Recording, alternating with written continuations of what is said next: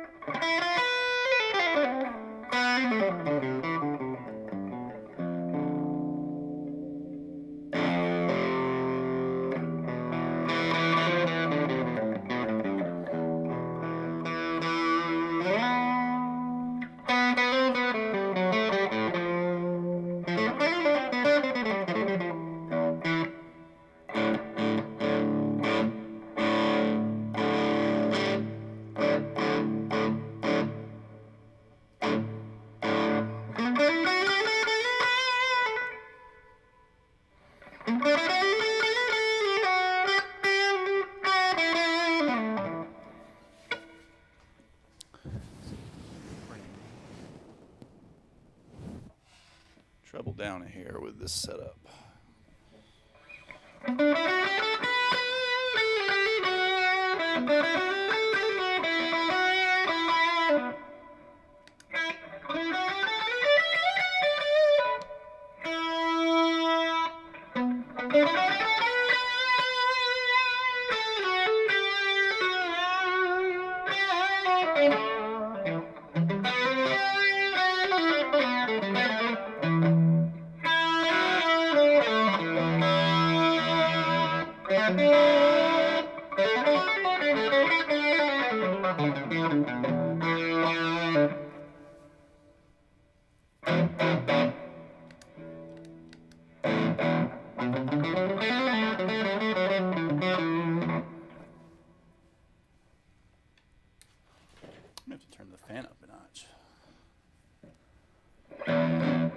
Let's get warmed up though.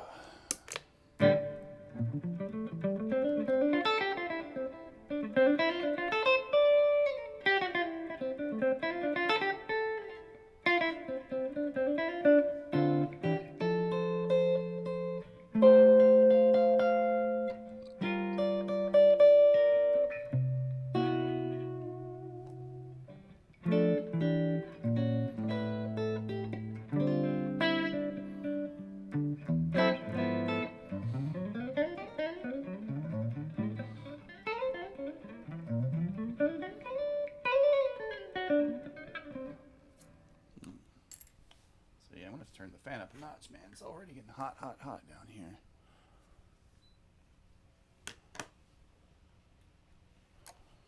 Hopefully it doesn't make the background noise too bad.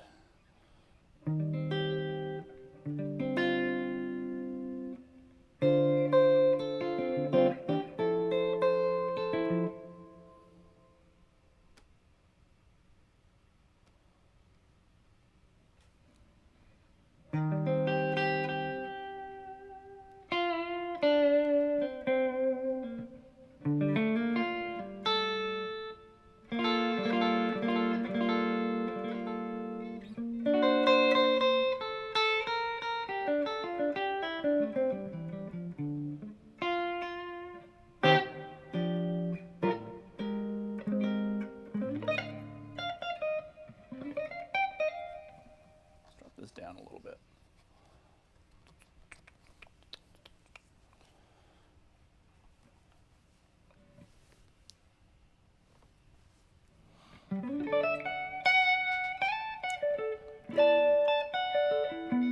Yeah, a little better. A little better.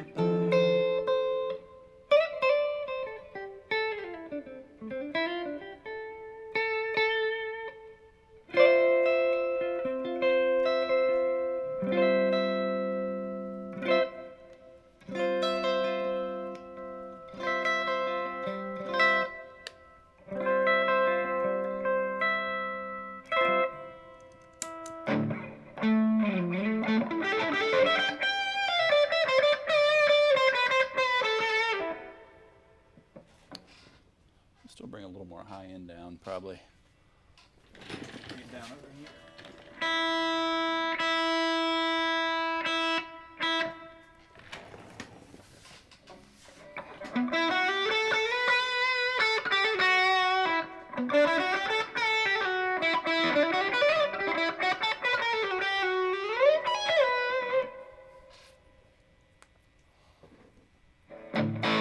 So what's up, folks? Let's compare that overdrive to this overdrive.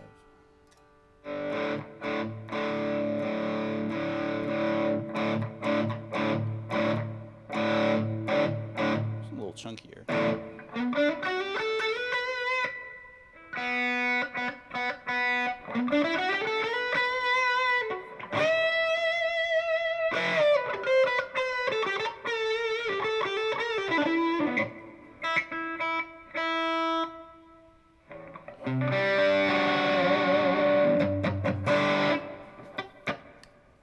Alright, let's go check the Discord and see what tunes we had requested.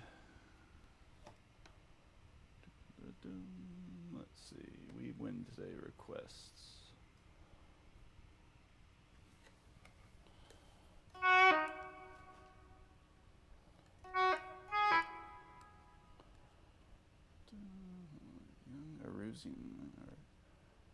Iriazirum, or Zyrum, the animation opening theme.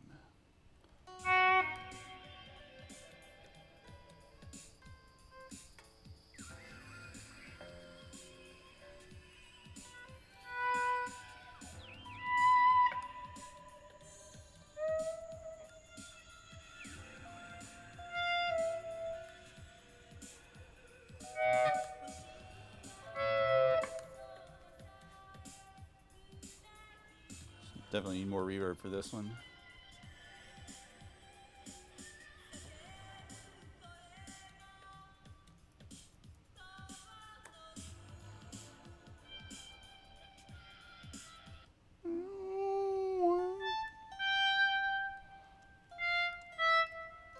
There's lots of swells on this one, a lot of reverb on this one. A little bit of chorus, so let's get over to a chorused sound, tiny bit of delay.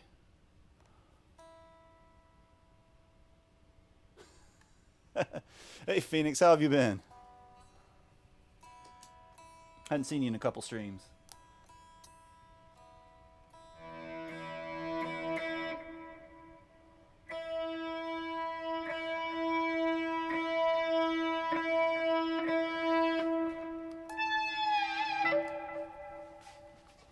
Let's see.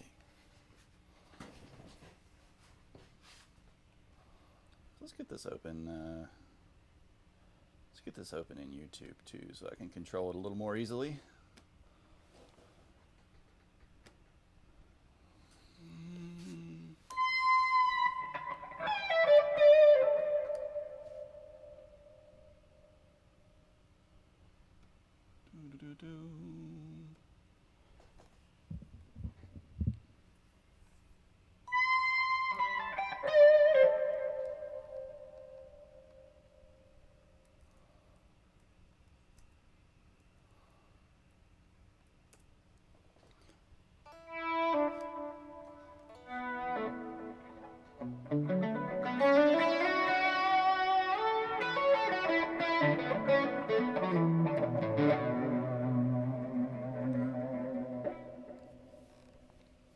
You died so many times you gave up. Oh, come on, man. You can't be a quitter. Is Cornelius Weeb enough for Weeb? If it falls generally under anime, video game, J-rock, J-pop, anything loosely related, it'll qualify for Weeb Wednesday.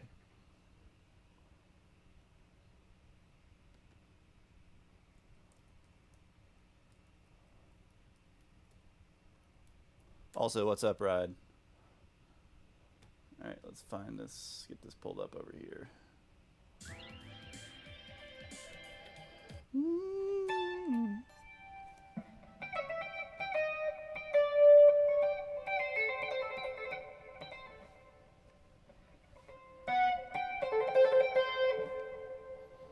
So what's it swell in with here?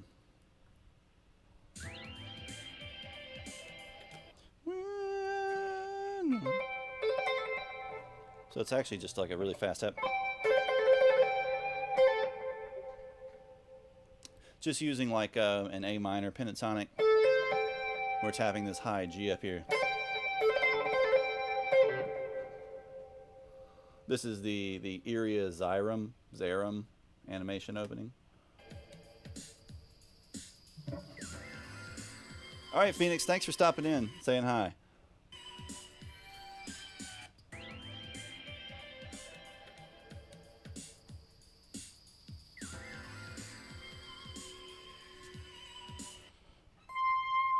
They were coming way up this high C.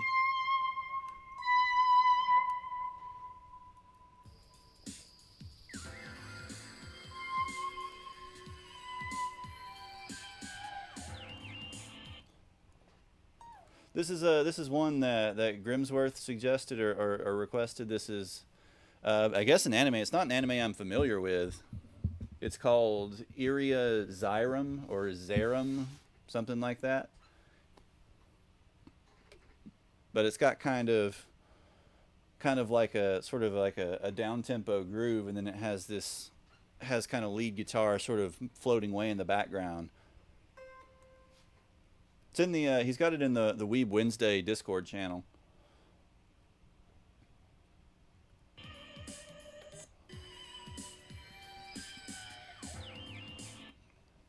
So let's see. So we're starting off with this tapping like.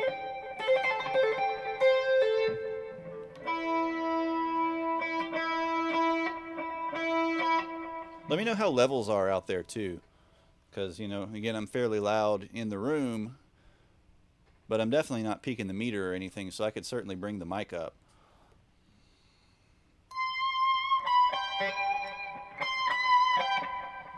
So.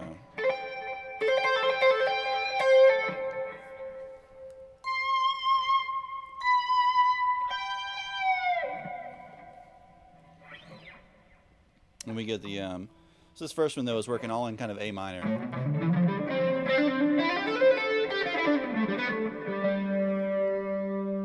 G's a little flat.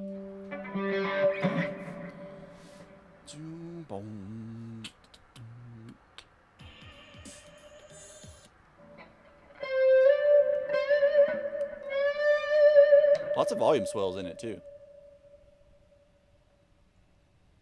But yeah, IRIA. Actually, I should put that in the title too, so people know what we're doing at any given moment.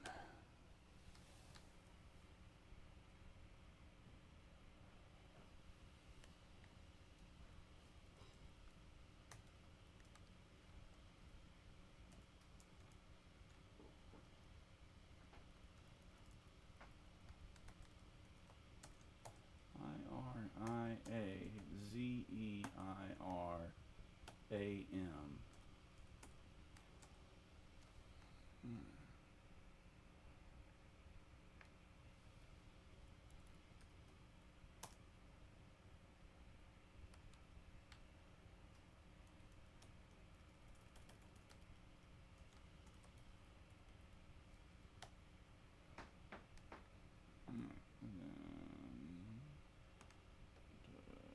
We'll save that.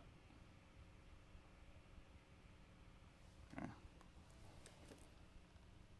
We just listen to the whole thing first.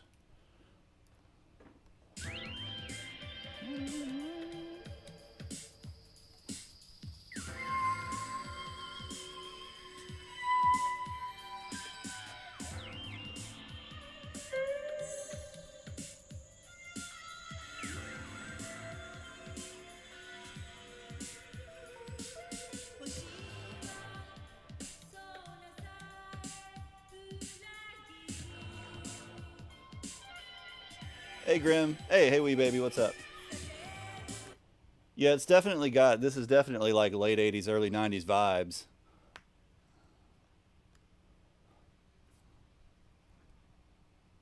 And kind of atmospheric. Hey Kaz, what's up?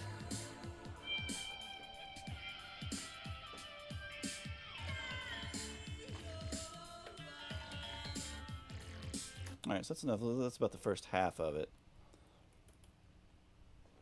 So let's see, we got this groove, we got this little tapping lick. Alright, which is just again like an A minor sound. We have A here, we have C here, and we have this high G being tapped. Then we come up to like this high voicing of the A minor scale. We're going to come up to the high C. We're going to do a volume swell. You can either use your volume knob or a volume pedal.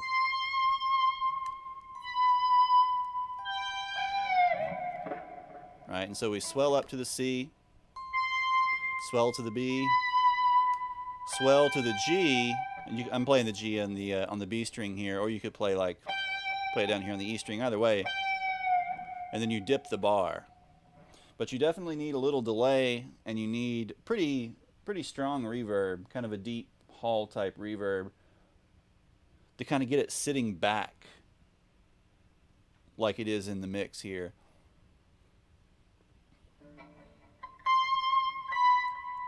Yeah, I might check it out. It actually looks pretty cool. It looks like something I would like.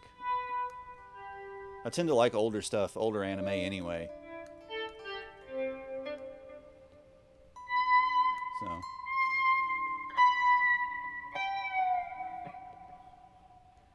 Then it sounded like we were going to have... Oh wait, gotta back up.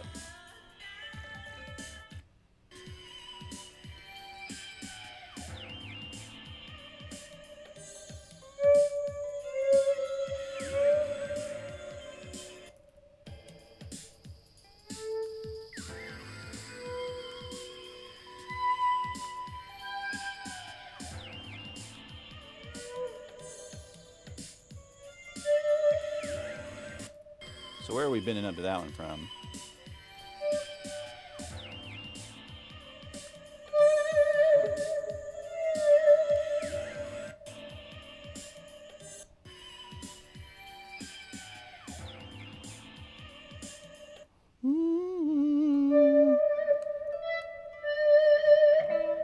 So we have this D. We're kind of swelling into it with heavy vibrato. So.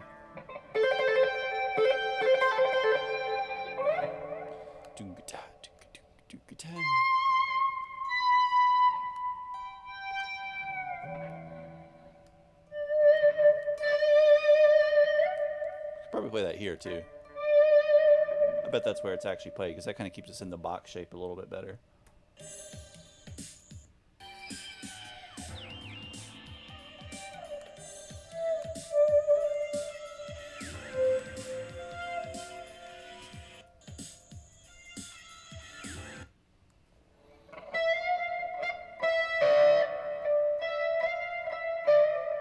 All right, so then we still have that D.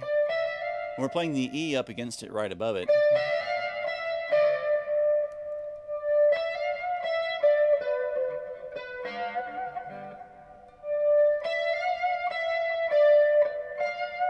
And it sounds like we're coming down into B.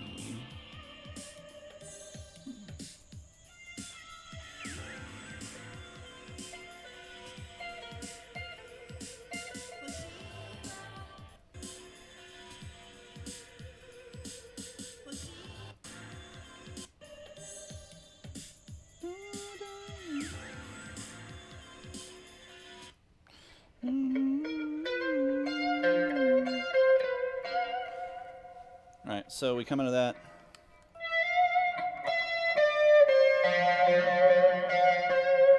This is just C to F.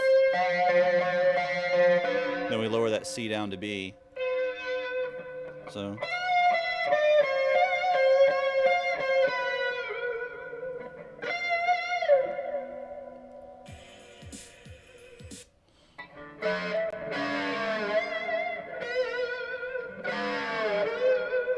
That's really interesting. It kind of uses a little bar dip.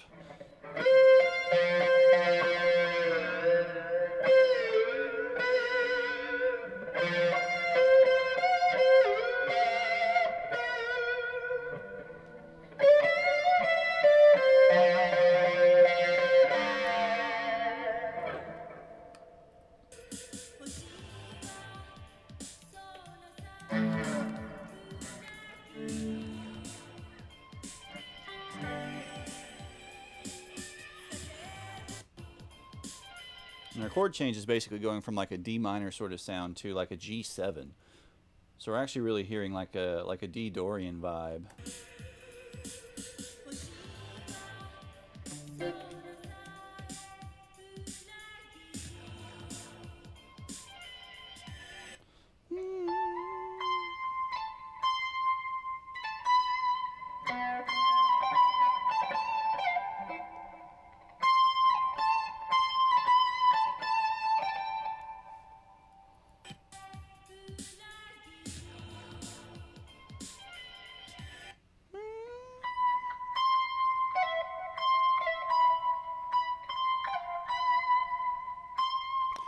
Wonder if that's a little tapped pull-off lick.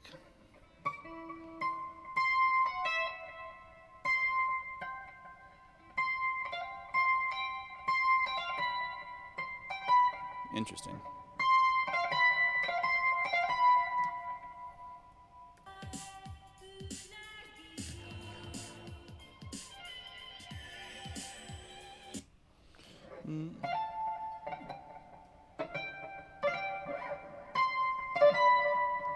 Yeah, it actually feels, I'm pretty sure that's a tap lick as well. That little ba da da da da. So we have this high C up here, and we're really just kind of coming down the scale.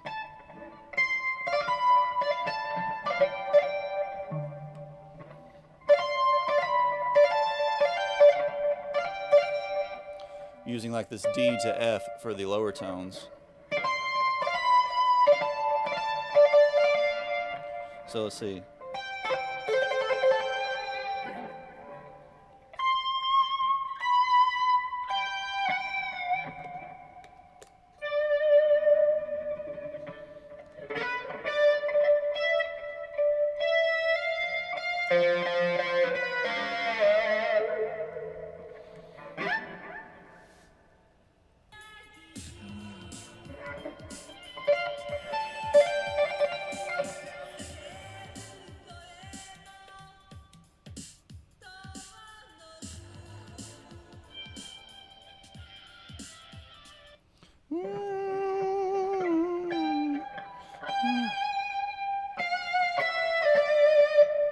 it's all actually pretty scalar. Like it's not tremendously complex. Just kind of timing it right and getting sort of the effects right. There's a little bit of wah on there too, which I don't have unfortunately, but.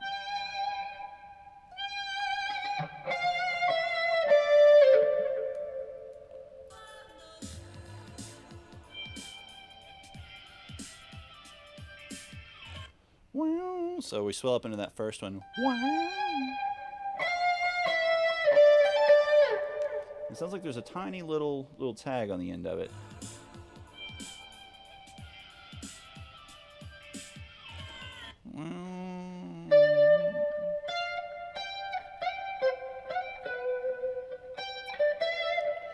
Keith, what's up, dude? How have you been?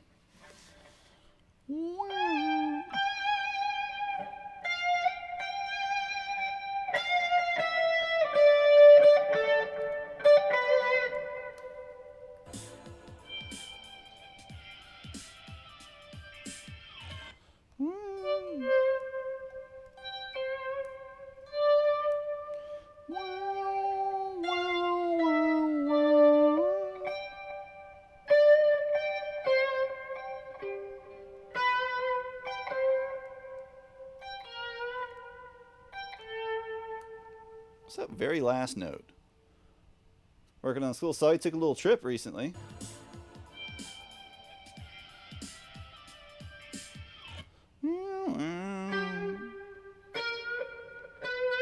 Yeah, I think it actually is the third. It's just got a little bit of vibrato on it, a little more.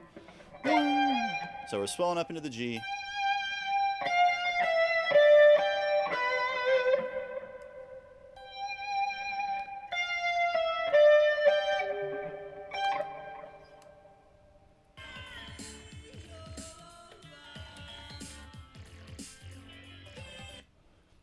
Now there's a little lower pitch volume swells going on underneath here.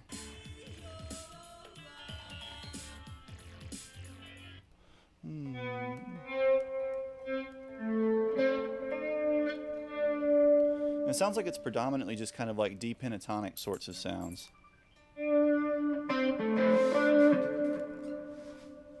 Nope, there it went.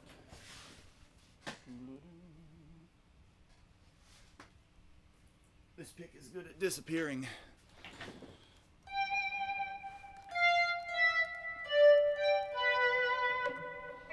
Right then.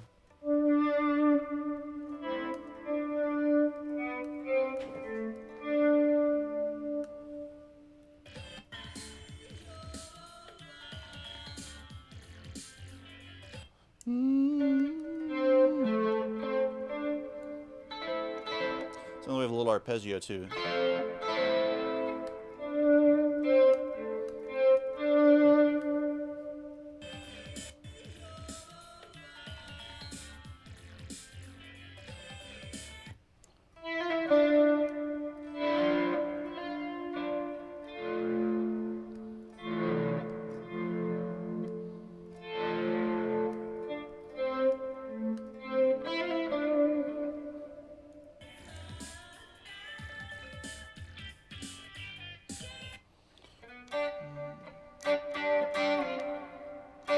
Little chord stab there then, so it's starting to change things up a little bit.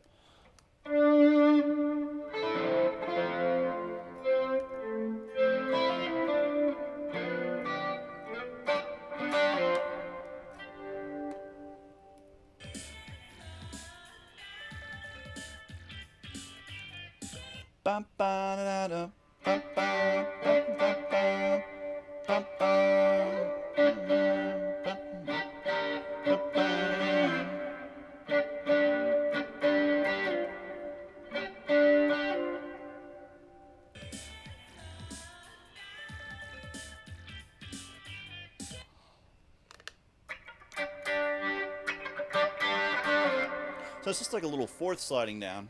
You could do it with a bar at the 3rd fret across the bottom 2 strings.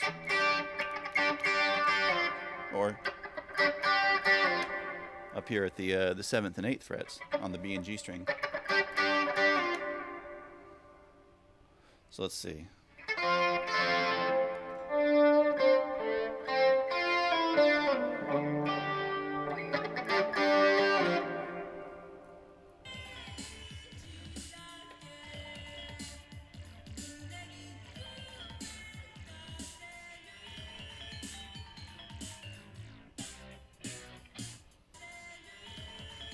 All right, so then we just have like these very, very, very soft chord arpeggios, like a D minor 9 sort of sound,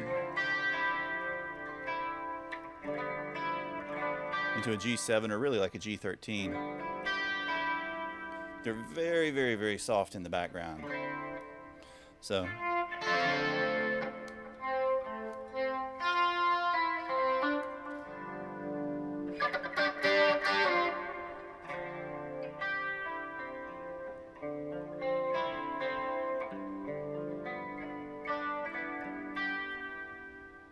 So then I start to change things up. It sounds like we get a rhythm change. Boom, boom, boom, boom, boom, boom. So then like a chromatic walk down from C.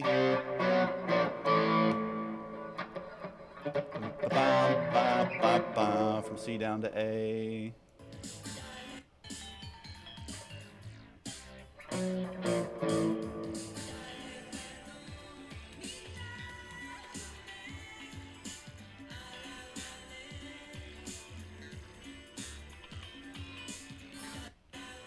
So now we have two guitar parts that come in, and one of them is still just kind of playing like little arpeggios of the chords.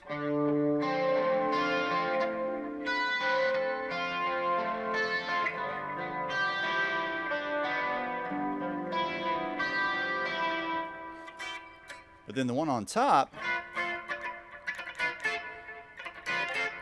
pedals, not pedal.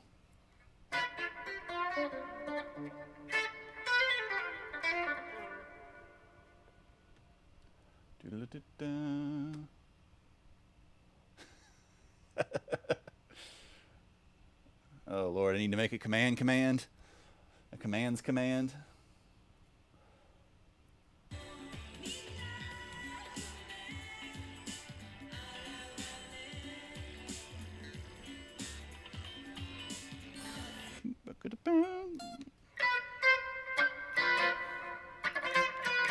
The one on top, though, is starting to play like these little kind of funk patterns. These almost like Nile Rodgers type funk patterns. So we have like, say, our D minor 7 going to like a D minor 6. You can hear that little triplet thick.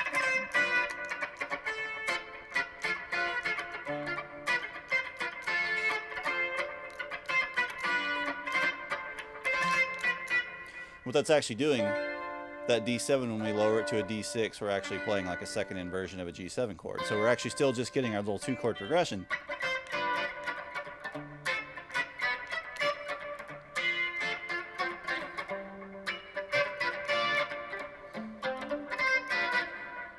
You can play that in a few different places.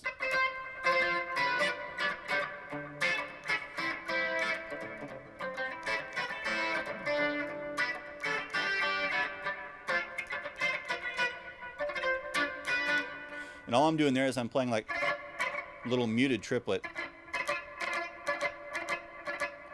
And you can play, you know, however many tuplets you want. And you can fit in rhythmically. But for the most part, the first one to start working with is like a triplet feel. And then letting, say, different tones come through at different points in the triplet.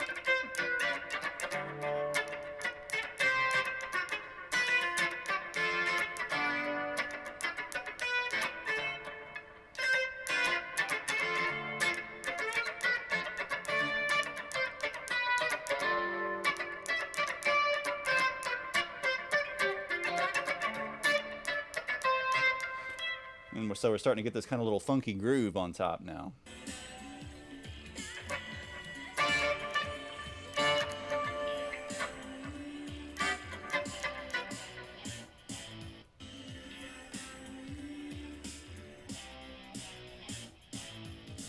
And there's that C, B, B flat, A again.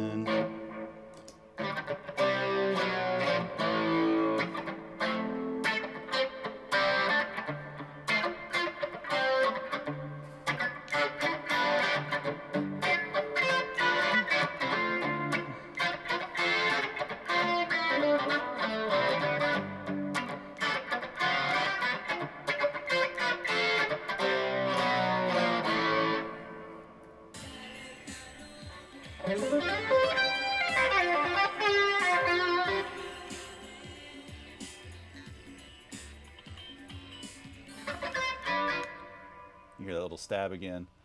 Really, really heavily compressed too. You know, a lot of the, when you're going for that really, really crispy funk tone, if you have the right kind of compressor, it really helps kind of make it pop.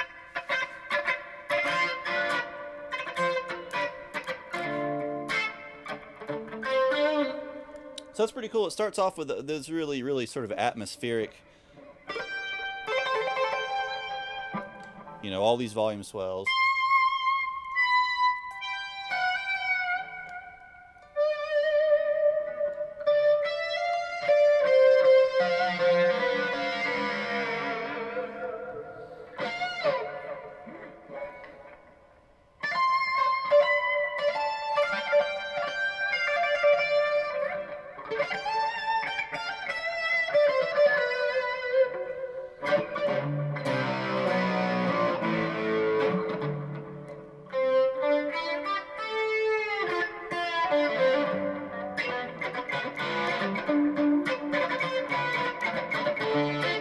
And to get those, you need to keep your right wrist pretty loose too. You can change to a cleaner sound so you can hear it a little better too.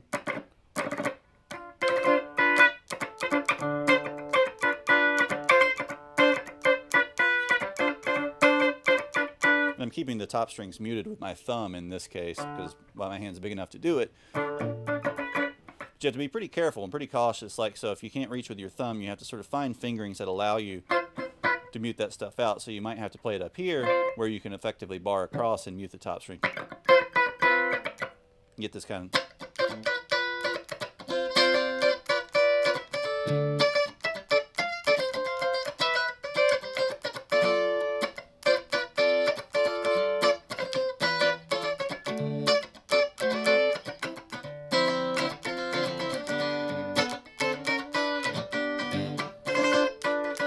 But you got to keep that wrist loose and just kind of rotate the wrist like you're rotating a doorknob. And the pick is almost like a paintbrush or something out of the end of your hand, this sort of rotational movement.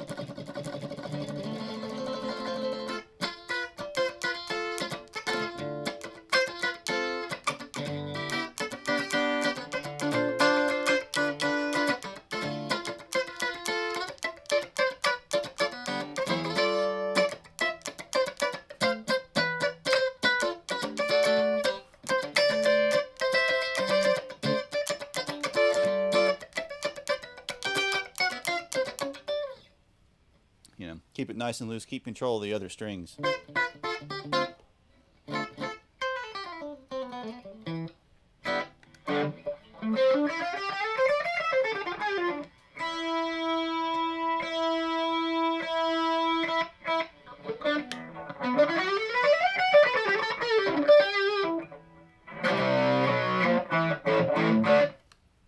But that was actually fairly simple, not too complex, not too bad.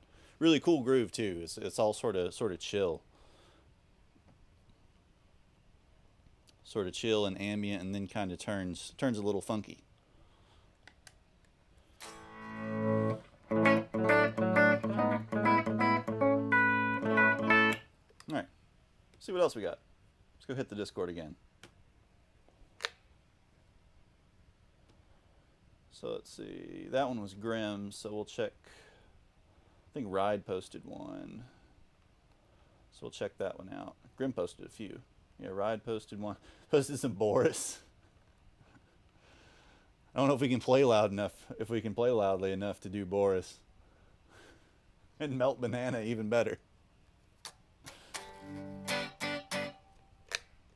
If we can do all the screaming from Melt Banana.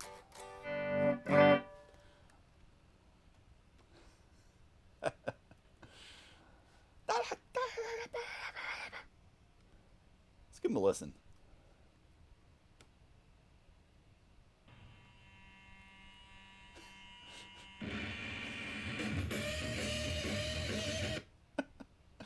Oh, Lord. And it immediately starts off with howling feedback.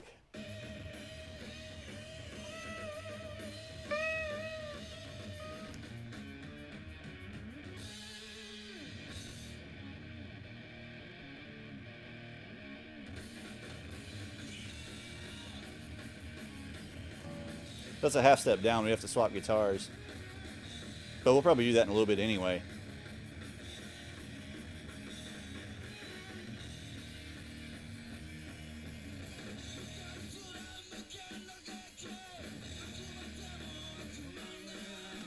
That's pretty dope, though. We'll do that one. We'll swap. That's in E flat, so we'll swap out to. That was the Boris tune, Ibitsu. But we'll swap in a fuzz. I mean, they have tons of different fuzz pedals. They have like that signature one from MASF pedals, which I think is a modified Big Muff. But we can grab a couple fuzz pedals and we can see if we can dial that one in and grab a guitar, something we can put in E flat. Grab the Les Paul or the Jackson or something. I think the Jackson's probably still in E flat from the other night from Metal Monday.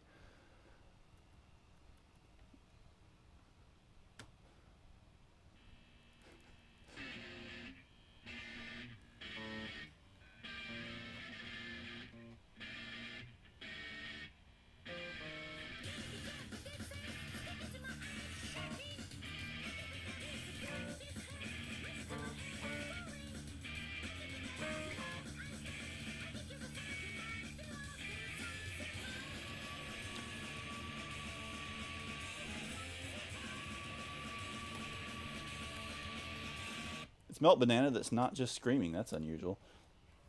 Alright. So that starts off like, it sounds like it's moving through a couple inversions of a B flat chord. We need a little bit of overdrive. Let's try this pedal. This one's a little more textural than the first overdrive I was using.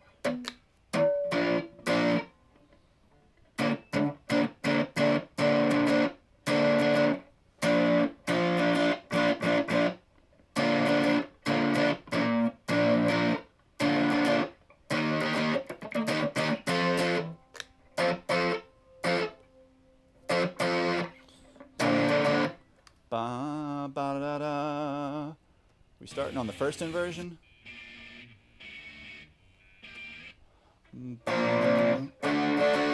So the very first one's actually slightly different. The very first one's just going root position from like 1 to 3.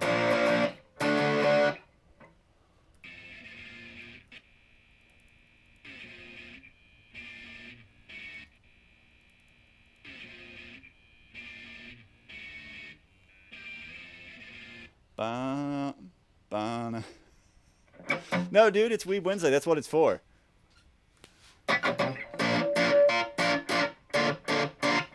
Let's see.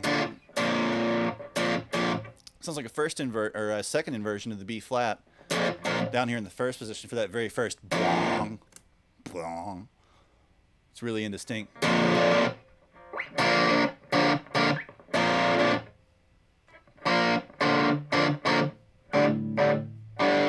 your level down a little.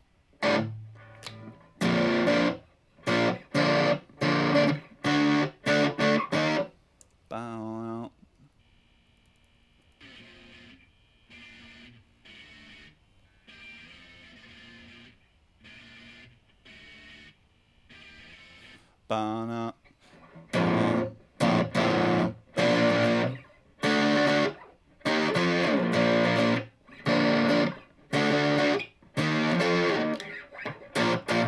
Wonder if he's shifting up to this position for the second one, so you get like.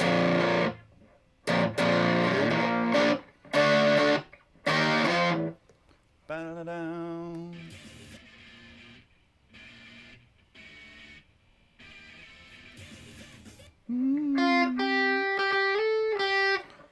We're definitely getting that B string through. We got to get that B string to ring out.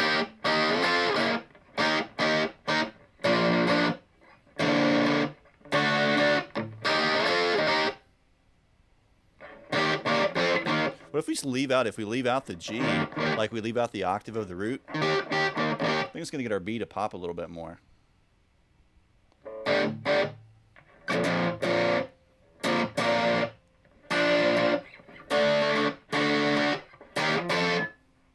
So I get the rhythm exactly right. The chords don't seem that hard, but the rhythm's a little funky.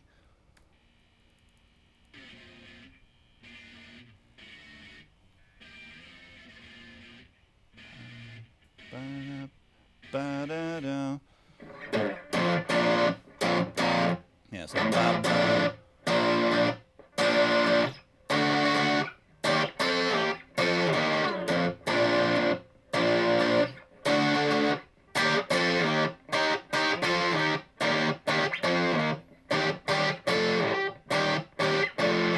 include the third and the lower octave.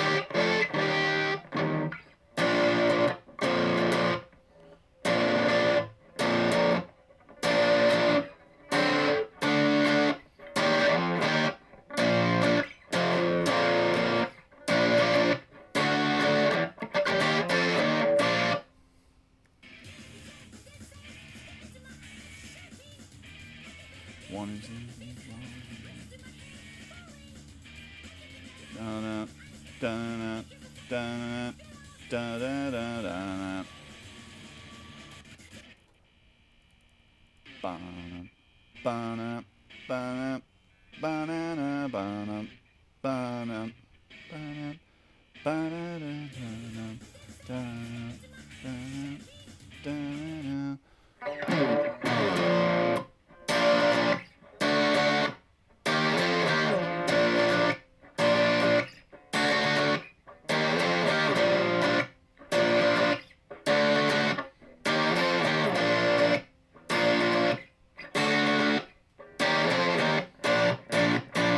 So basically what I'm playing is for the very first one, I'm playing the B flat with the F in the bass. I'm playing like 5, the perfect fifth, root, perfect fifth, major third up here on the B string. Need to get a little more abrasion though, need to get a little more treble. Please tell me if it like destroys your eardrums. Because it might start making me blink here.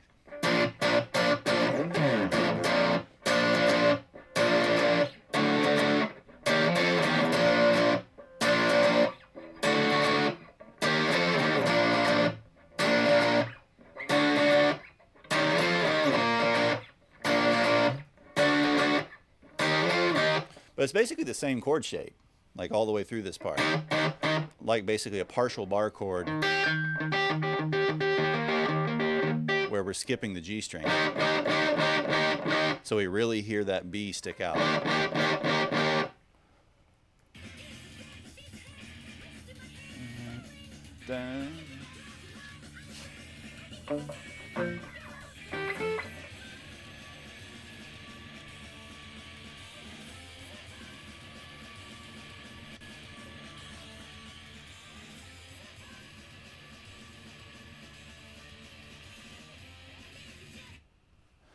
Right. So then the second guitar comes in. The second guitar is a lot more distorted.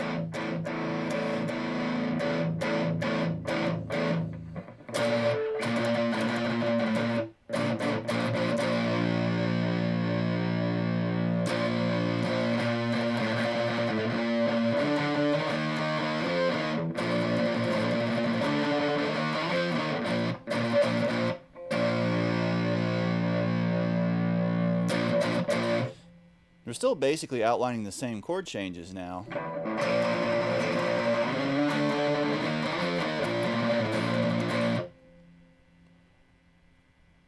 But we're adding in a little bit of, you know, kind of a standard punk sort of thing.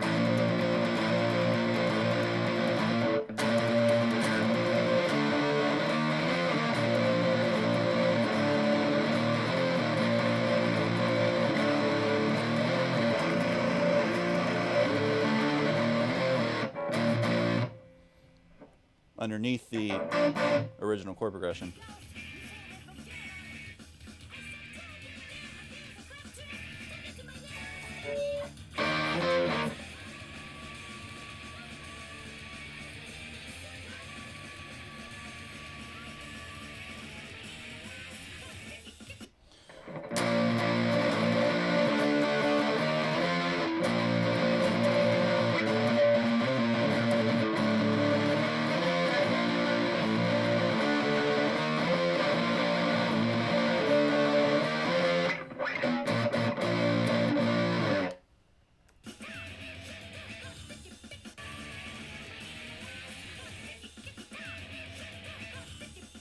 Now we're getting into Melt Banana territory.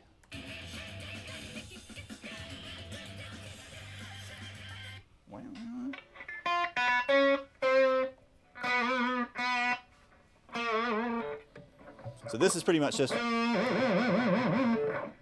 bar wankery.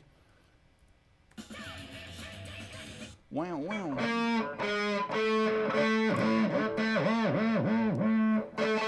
Sounds like on this A here.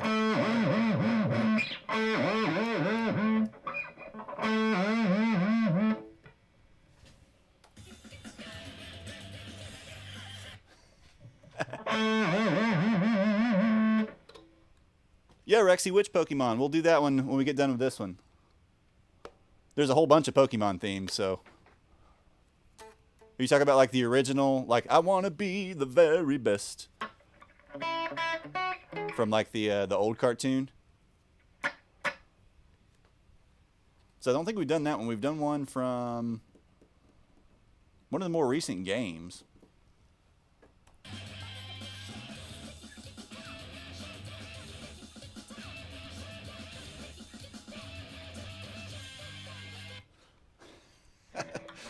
So lots more bar goobery.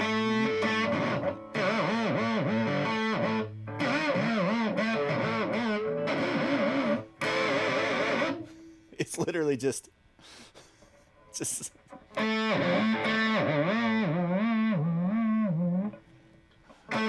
yeah, I guess that's technically just the Pokemon show theme song, maybe. I don't know. Show one of these guys has got to know the name, or maybe it's I want to be the very best or something, or got to catch it. It's got to catch them all, right?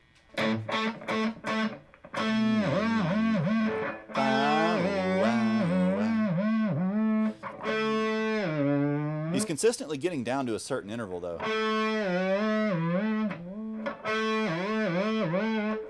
Welcome back to the stream, by the way, Rexy.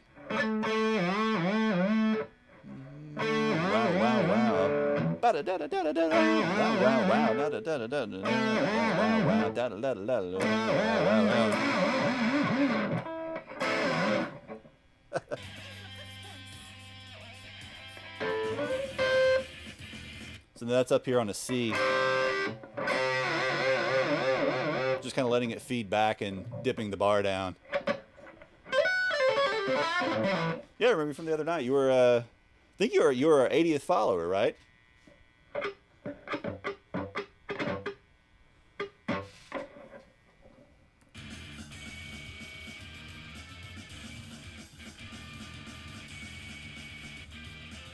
Oh, now we got glitch.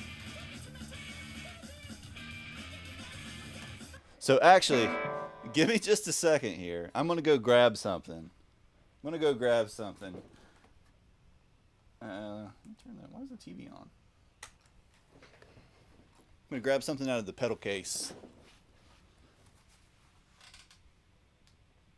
Yeah, that's right. We played Master of Puppets and played a few Metallica riffs. Get down on the floor, cable.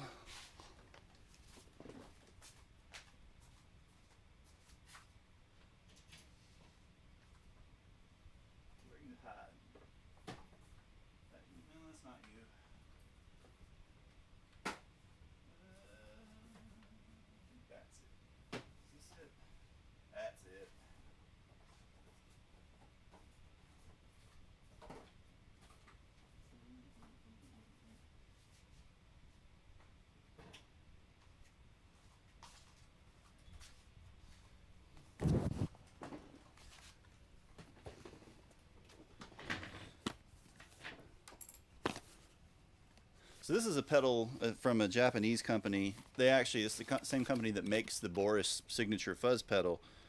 But I think we can go after that glitch sound. Turn the amp down real quick while I swap this in with this sucker. Take this other drive pedal out for the moment.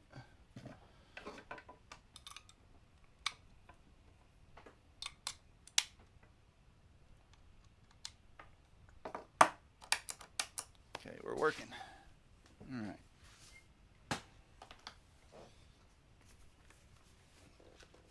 It's gonna be weird because it's a weird pedal and it's unpredictable too. So.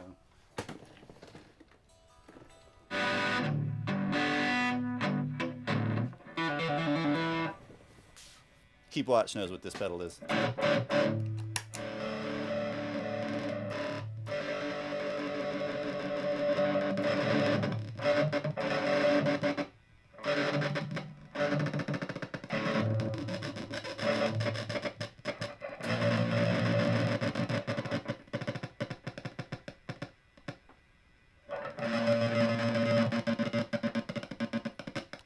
short do we want the buffer?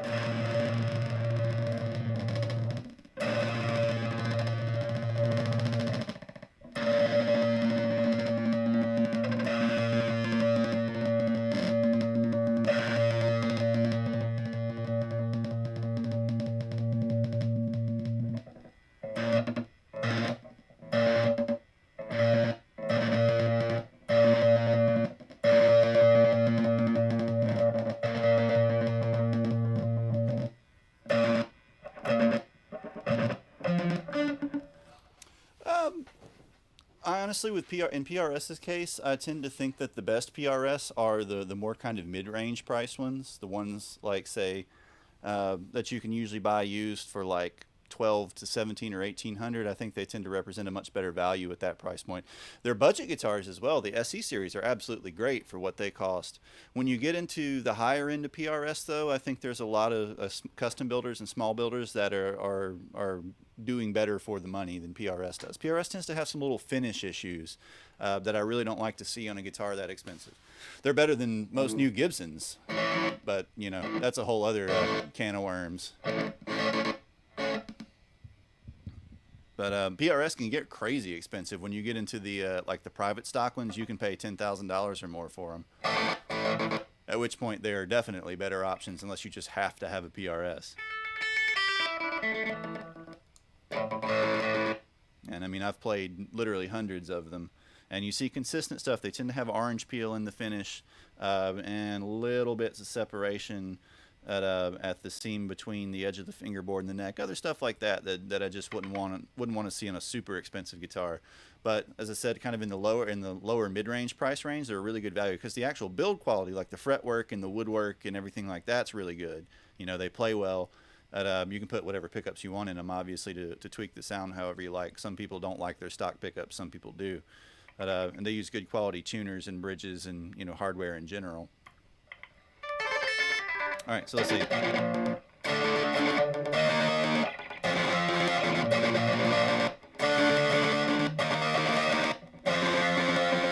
It's getting close. It's not quite as evenly stuttery.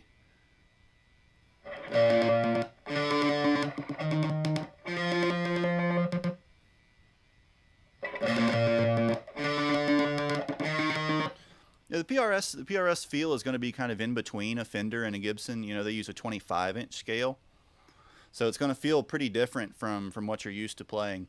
It's probably going to sound closest to an SG, depending on which model and which pickup configuration you get. They kind of have that slightly trimmed off low end response that an SG has compared to a Les Paul.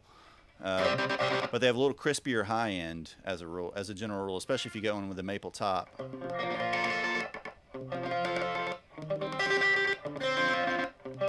You know, but I would look for, I'd look for like a used custom 22 or 24, you know, in something like the $1,500–1,600 price range, and I think you'll be just as happy. Just as happy as you would with spending a lot more on one. If you're in the U.S., that is. If you're not in the U.S., then price points can be completely different.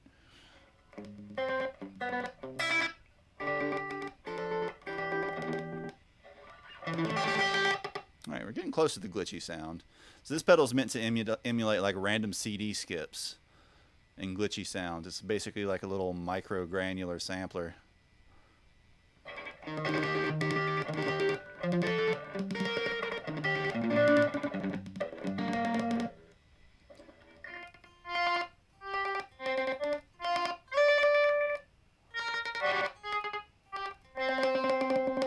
Well, that's pretty close.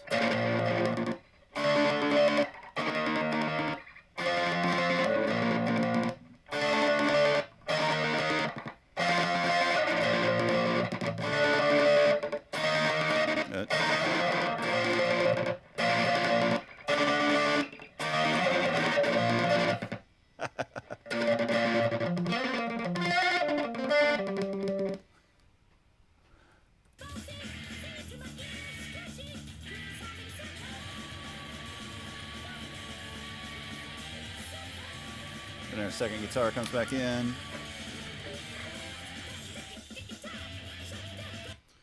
But yeah, I mean, That's what they get. That's what they get. You never know what you're gonna hear.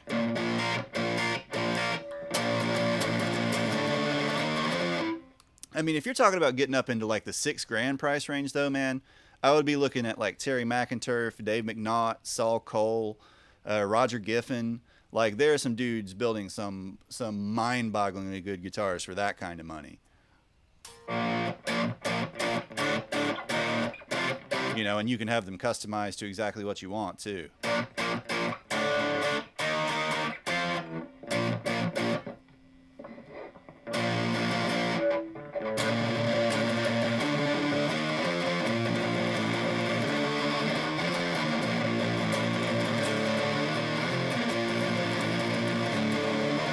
I mean, this is fairly melodic for a Melt Banana song, man.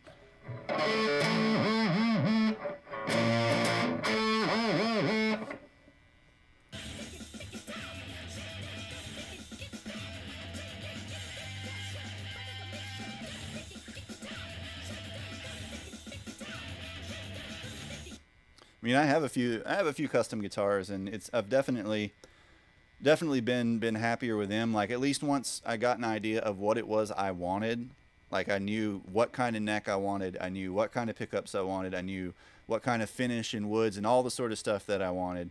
At you know, and like really knew, not just like, oh, that looks pretty, I want that, or that sounds cool, I want that. Like, I knew from experience, like, okay, this kind of thing works for me. This, you know, this type of wood or this type of electronics or this type of even things like knob position, you know, this neck shape works for me. So, well, the problem a lot of people do is they'll like cook up a crazy idea and then they'll have somebody build it and then they get it and they're like, wow, this thing's crazy, I can't actually play it, or I don't enjoy playing it. It was cooler as an idea than it is as a guitar. But like, if you have a clear picture as to what it is you want, then custom is definitely the way to go if you find the right builder. And there are some guys that are seriously good. Some girls too, actually. There are some amazing female builders too.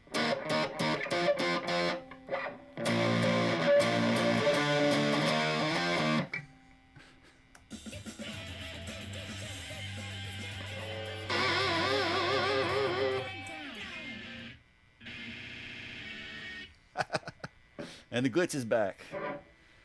Wish I could control it remotely, because it sounds like it's just on that one chord.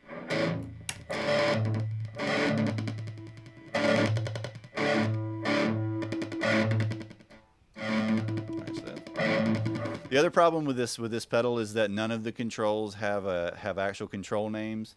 The controls are sight, hearing, smell, touch, and taste.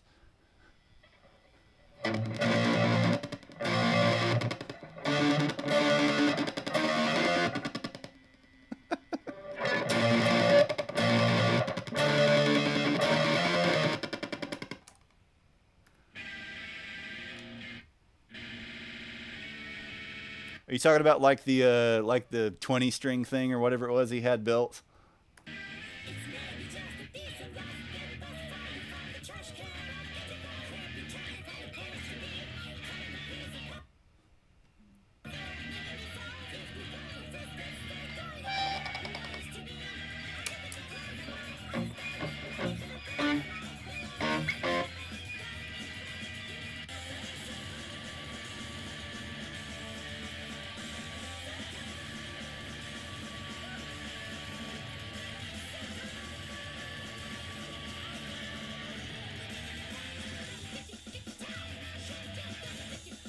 All right, so we vamp through, basically we go through the glitch section again, go through the chorus again, the chorus being the...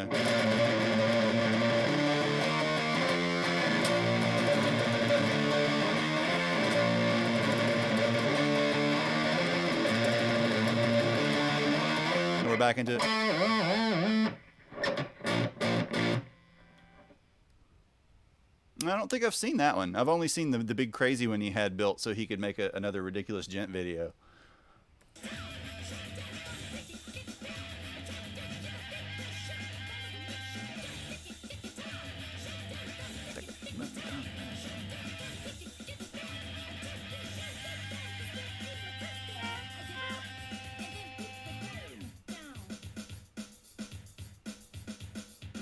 So yeah, then we're just whammy bar. We're just bar dips all the way up.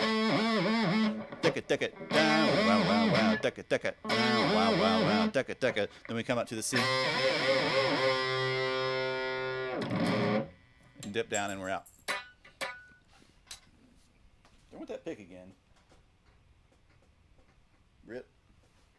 That pick's really hard to see when you drop it too. I guess we'll break out the Petrucci. Yeah, I'll take a look at it. I'll look it up later when I jump on YouTube or wherever. Once we get done here. Okay, so what do we have next? We have the Pokemon theme next. Should put that one in the title too. That's one that people will recognize. Should change the title to the Pokemon theme and then keep playing Melt Banana.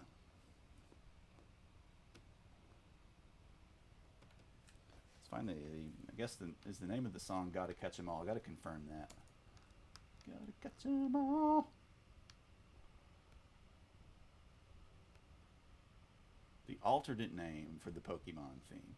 Pokemon theme is technically just called Pokemon theme, which is really useful. Alrighty, let's see.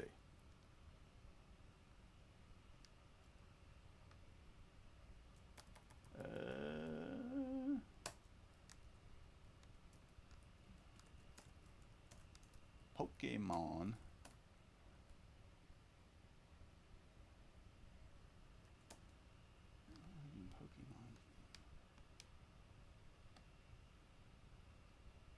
Alright, let's update that. Out of context, but can you do a blues lick and transfer into Thunderstruck?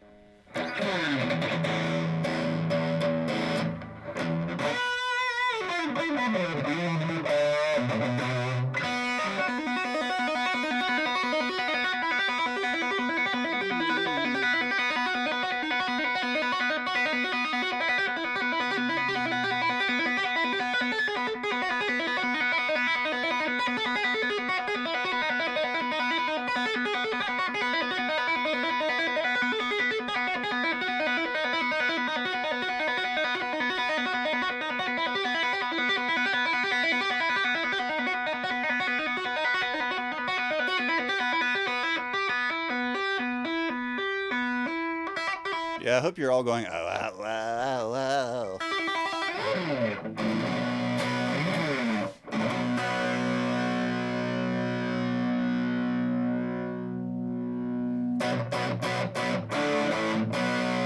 All right. Should probably take the glitch pedal out of the loop before I accidentally do something crazy, like use a glitch pedal during the Pokemon theme. So this is the glitch pedal. The MASF Possessed. And it certainly is. It's really weird. Really, really weird.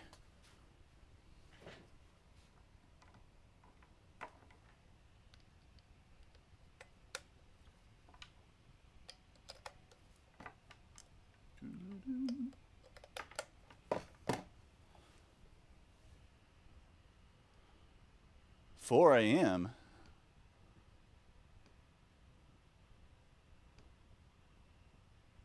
Come on, chat. Work right. There you go.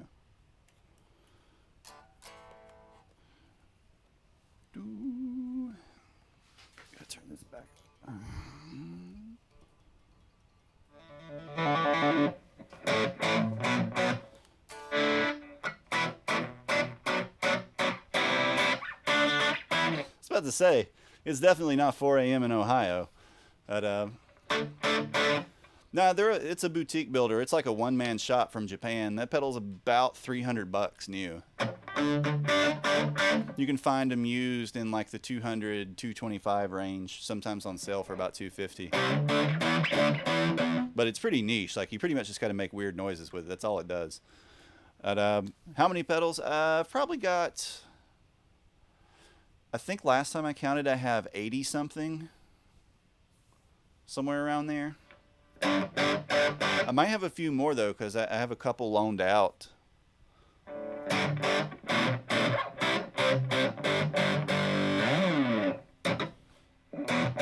right, so let's see. Pokemon's theme. I have a few rack units too.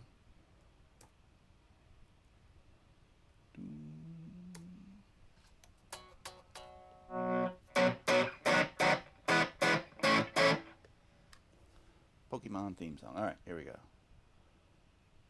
We're turn this one down though. I feel like this is one that's going to get us. Portions of this stream audio have been muted due to copyright claims.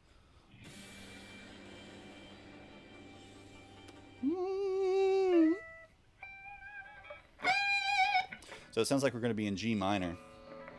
Let's get a little reverb on here. So we're starting off with this big bend from F up to G.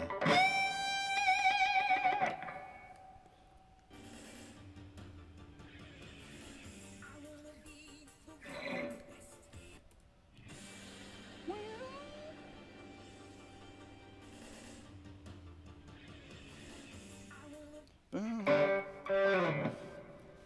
And then we're sliding down into, it's a little too much reverb, into a G.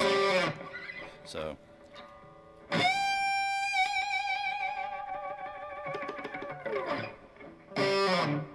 let's change over to our lead channel on the preamp rather than the pedal for this too. Oh, it's got a lot more low end.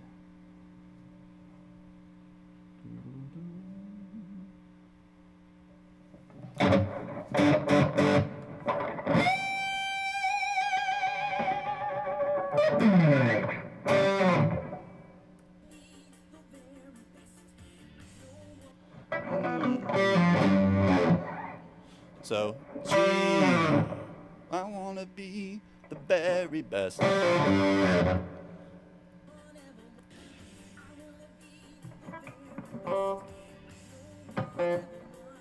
And so that's just G, F, G.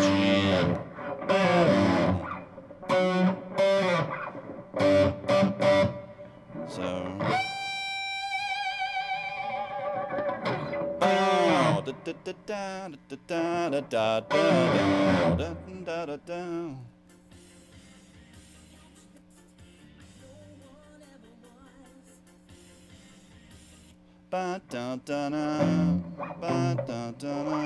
So we're going to be coming up higher here.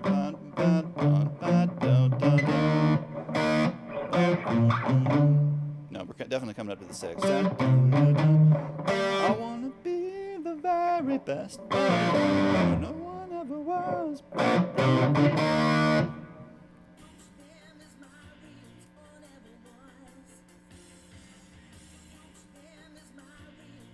So E flat, B flat.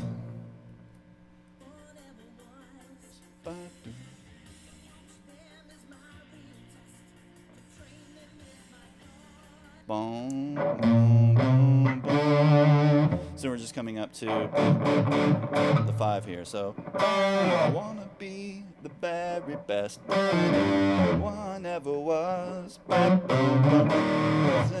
Is ba da da da da da da da. Then. So we're in just kind of like a little octave shape. I see you found the blues scale emote.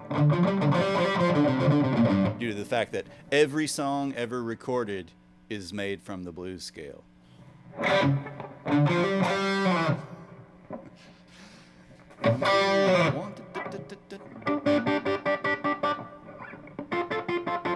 can kind of fake the piano part too.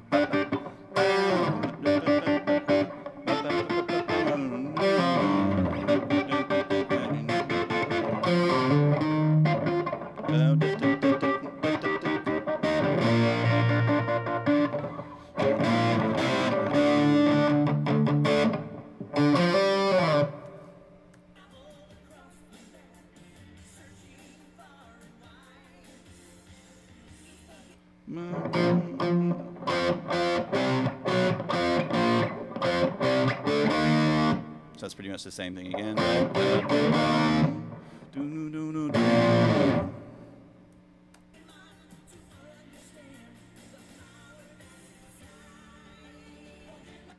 So we got a little suspension there too.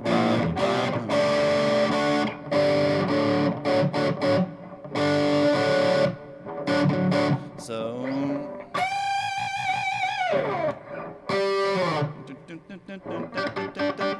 the very best.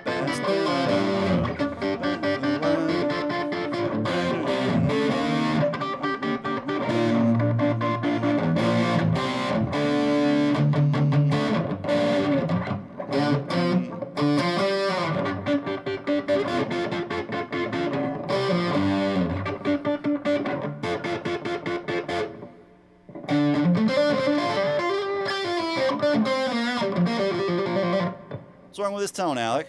It's pretty much the same tone we were using Monday.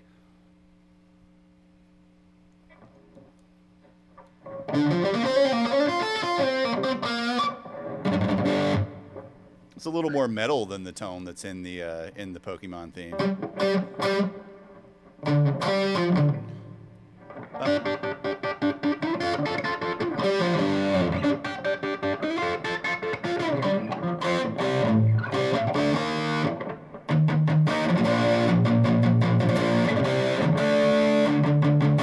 I guess we could actually just do, like, instead of doing a literal arrangement, we could fill in the stuff with more kind of a rock progression.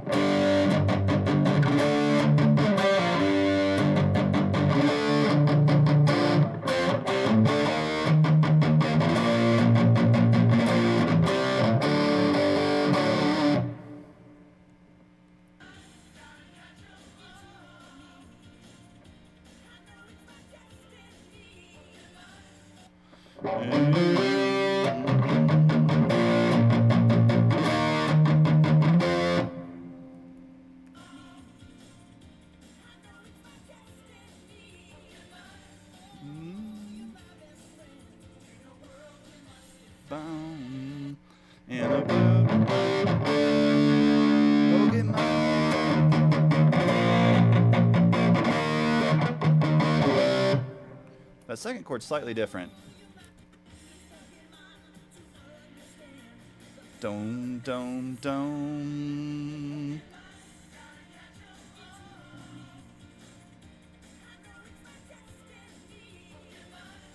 Yeah, this is going up to the 5.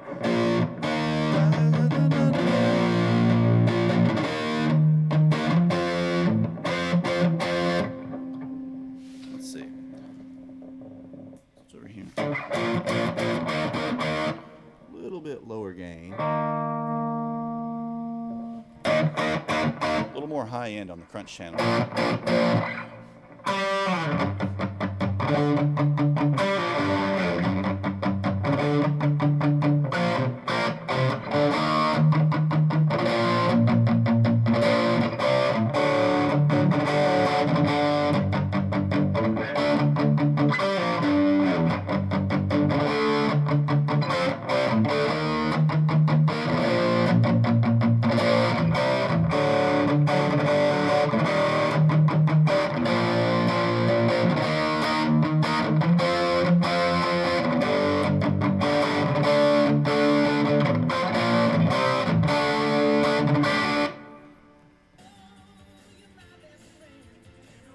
So then this part's a little different.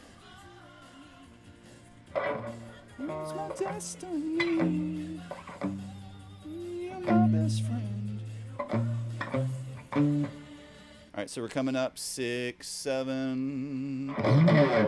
So gotta catch 'em.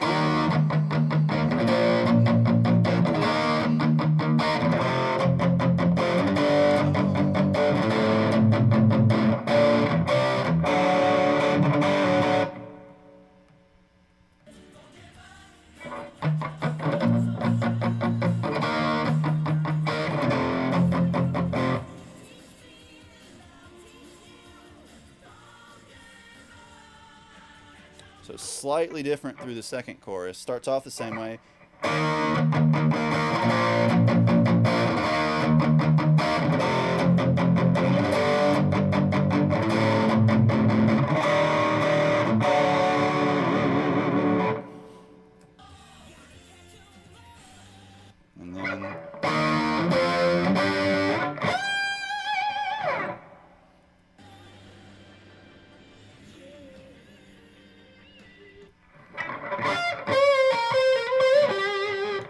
blue scale lick.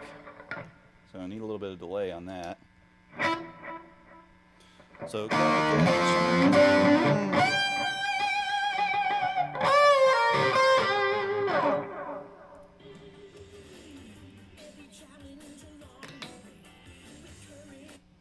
yeah, we need Rusty to get some buff Pikachus in here.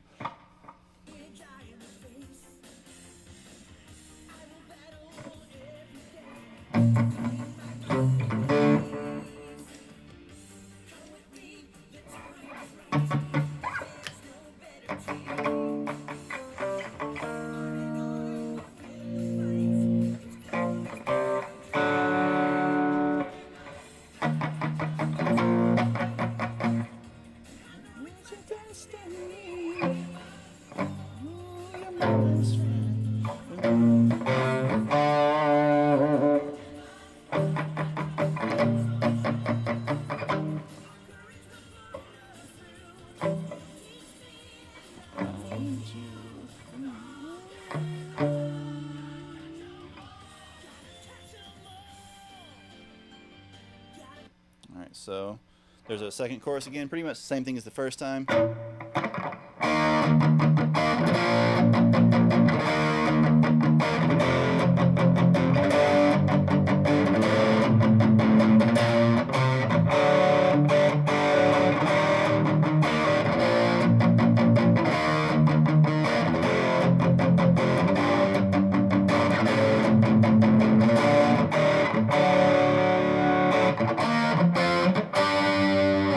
So the rhythm guitar, if we tuned a half step down, you could actually get that E flat with a low open string. Then the lead guitar,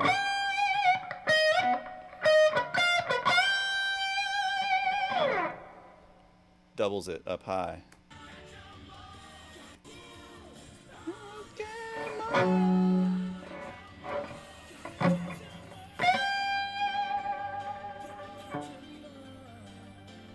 Boom, boom. This one you can just do by taking, like, say, a G power chord or a G minor bar chord.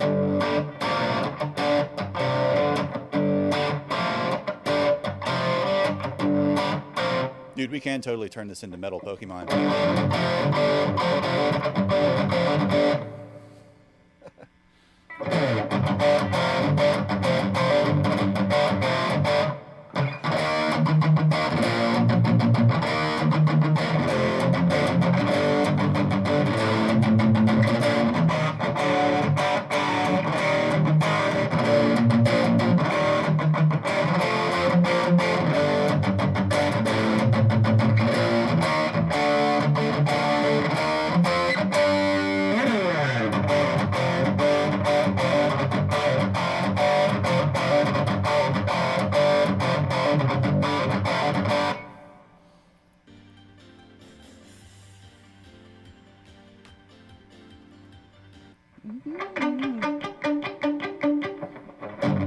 So the piano is essentially playing just like a G to a G minor 7. And then root 5, root 5, root 5 up high.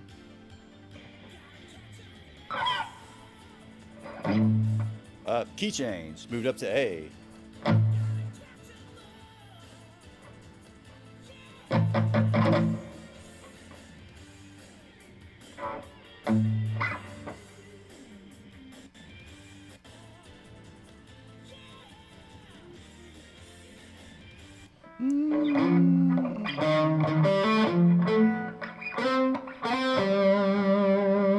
Right, then it shifts back. So you got this big, like, it just jams on the G for a little bit. And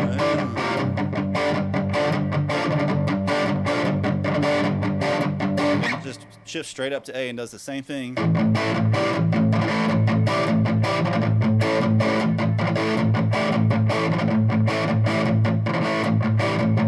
Then back to our... Their lead line is playing. Here's what it sounds like with the pedal on. Here's what it sounds like with the pedal off. Hold on. Here's what it sounds like with the pedal on.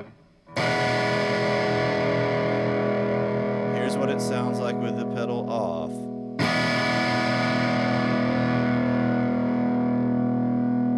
play a sweet riff. Here's what it sounds like with the pedal on.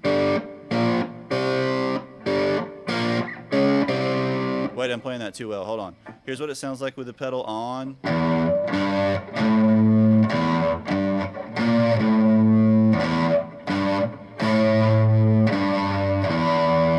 Here's what it sounds like with the pedal off.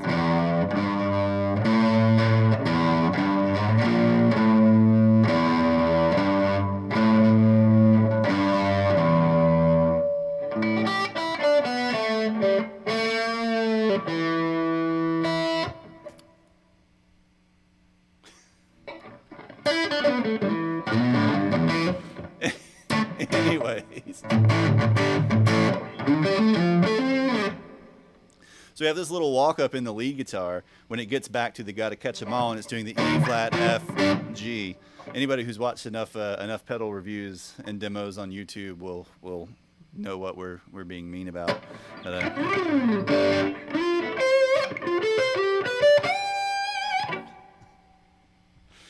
let's see.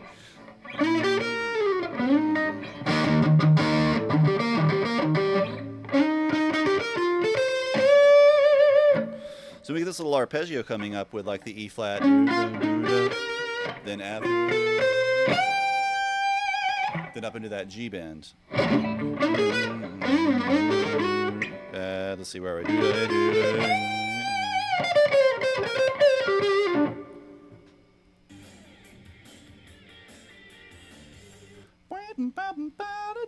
We need a little bit of chorus too now on this lead tone, so let's get this guy on.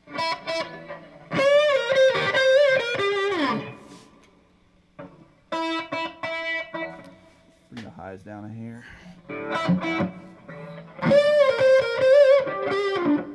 So we're all just G minor blues scale once we get back up here.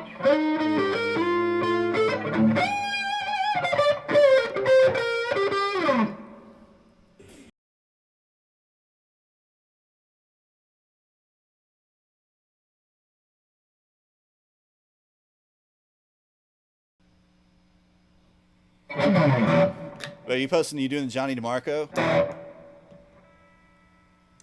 Here's what it sounds like with the pedal off. Here's what it sounds like with the pedal on. I'm not going to destroy my Floyd doing that one.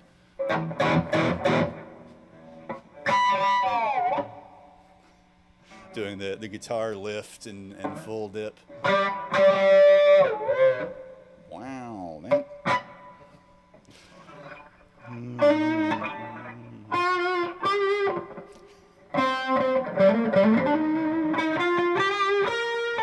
Alright, so let's see. We're starting to get into a little guitar solo here.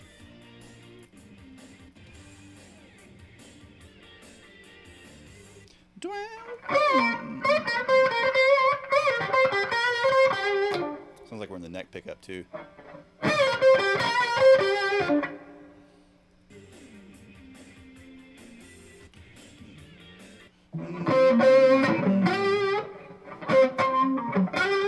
So this is all minor blues scale at first.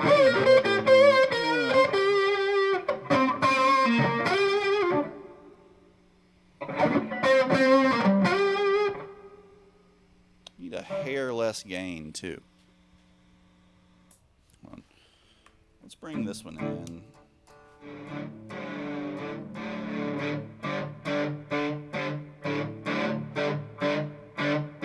So I can bring the gain down a touch more on here.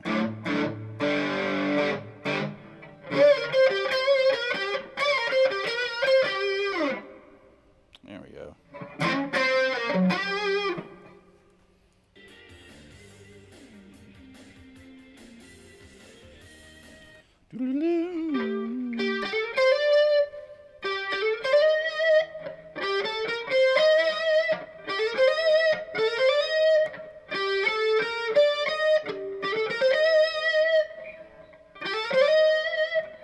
So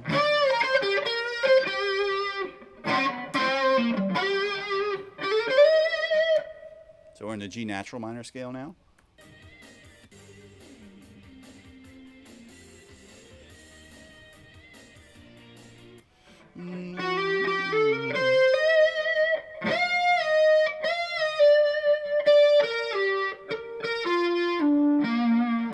Sounds like we're coming down that B flat arpeggio.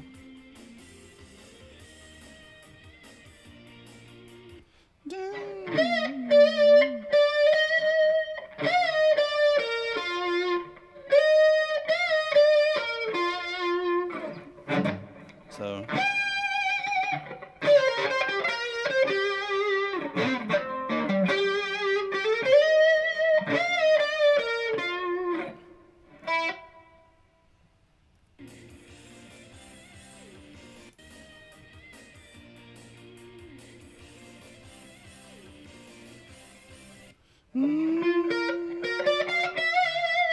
we get a little Lydian sound. That's pretty cool.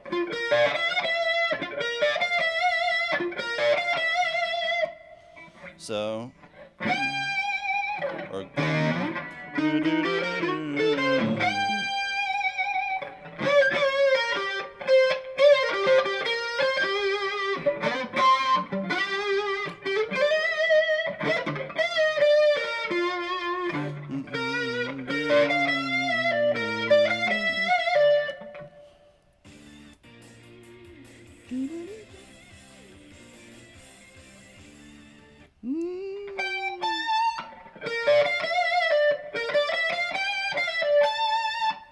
does it bend up to that last note?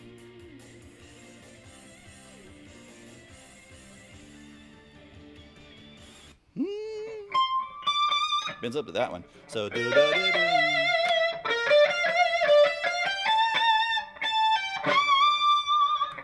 So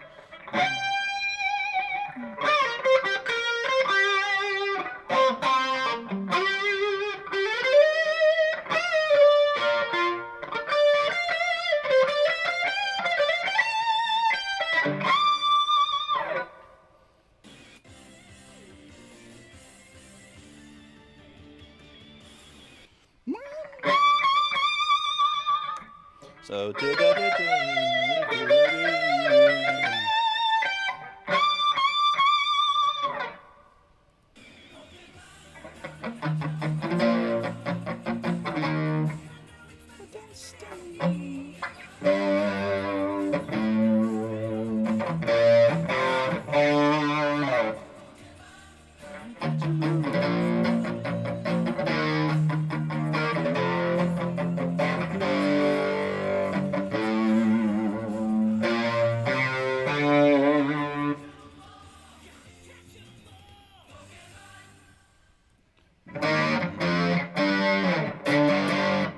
It's actually not too hard. Not too hard at all.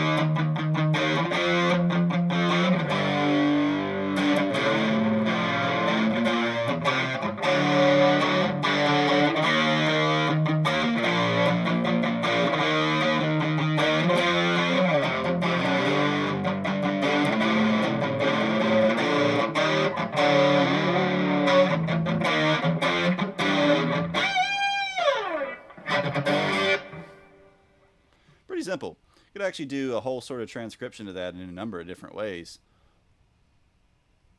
But the solo, again, is not really bad either. It's all...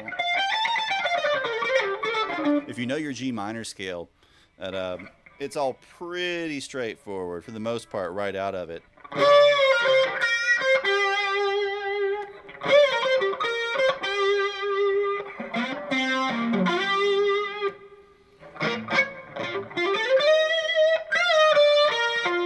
The only place we really deviate is when we get to this, which gives us like a G Dorian sound.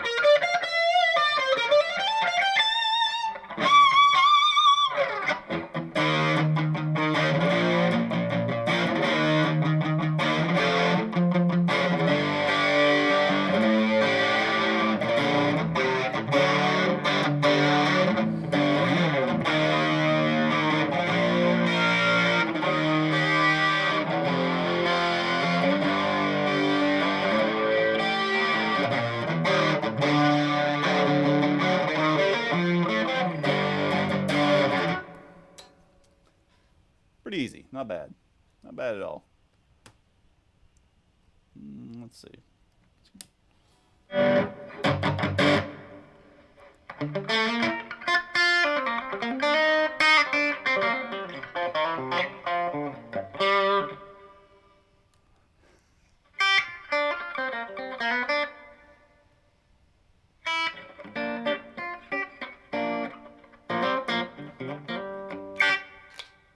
I didn't say minor something. I said minor scale, as in like the natural minor.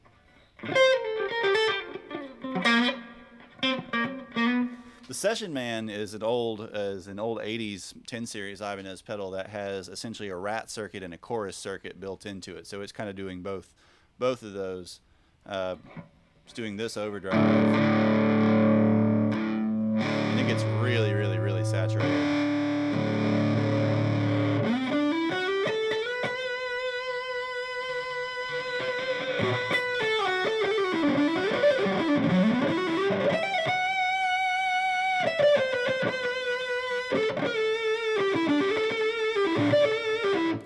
And then has a chorus circuit built in that you can either blend in parallel,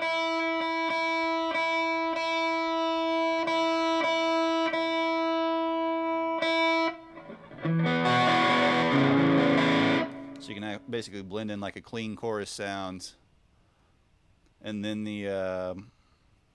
or you can do it in series, which is what I was using for that, for the Pokemon.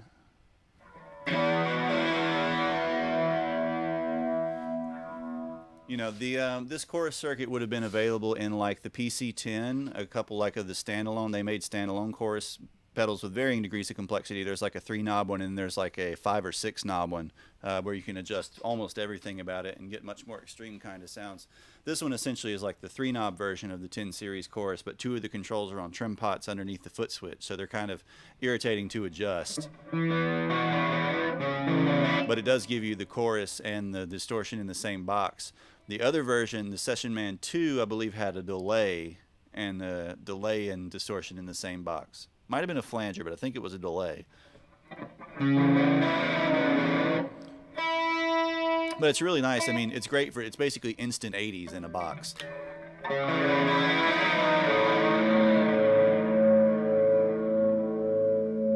I usually keep the gain pretty low though, because it's got so much.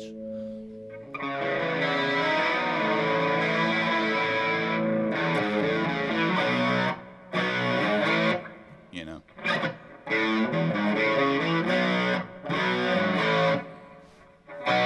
All that kind of stuff.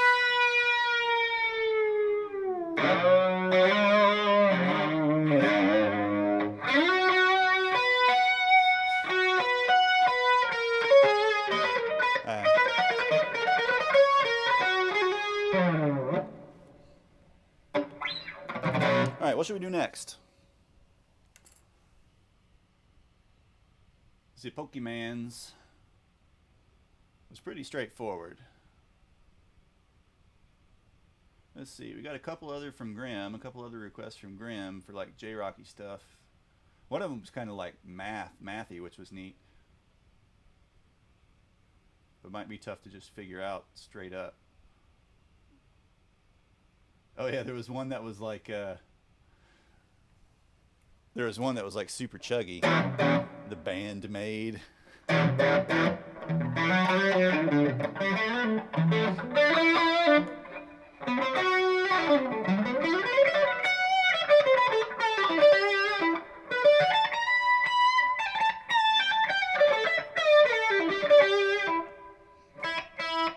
I have the rate and depth pretty low on the chorus right now. You know, you can just dial the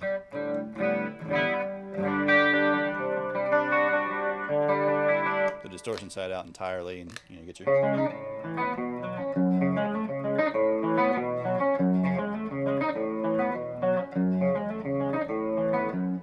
that kind of sound.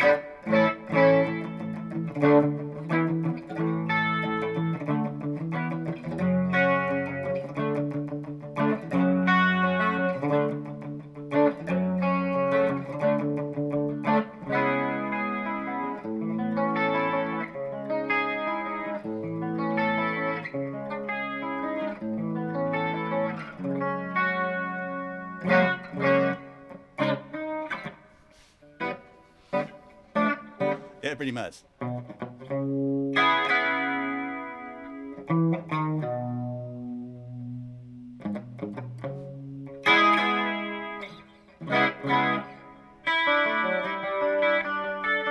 If you bring the depth up though on it, like if you adjust the depth, I guess I could grab a little screwdriver and do it. Then you start getting into like the new wave and post rock kind of chorus sounds that are much more detuned.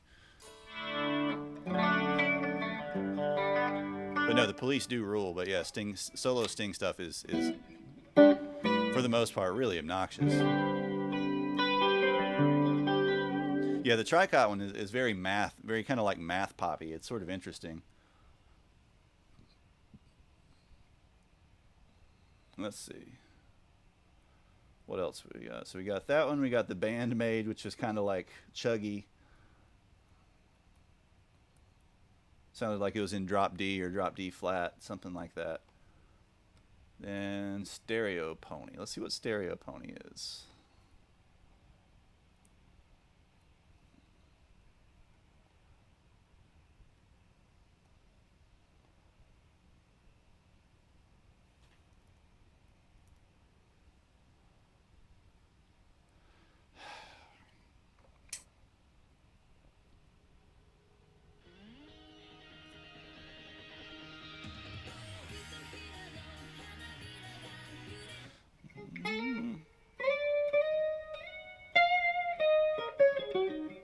So this one sounds like it's in E flat as well.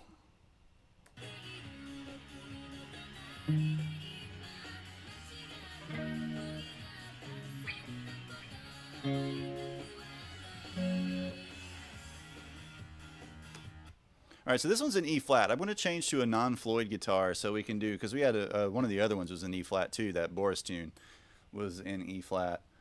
So let's swap. Let's swap to. You want to make a poll? Let's do a poll. Let's try a poll. We did a test poll the other night. So. Alec, how'd you make that poll?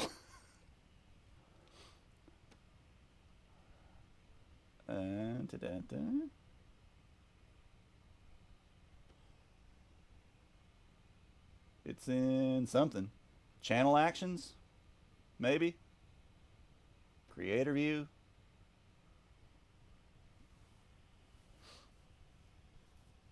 Creator dashboard? No, that can't. It wouldn't even creator dashboard, would it? I'm in mod view right now. Yeah, we could get that one out. I have another Telecaster. I have a Fender Thinline Telecaster too, which I don't think I've played on stream, but I can't remember if it's got an issue or not. I think the jack was being wonky last time I used it. Let's go look at this one.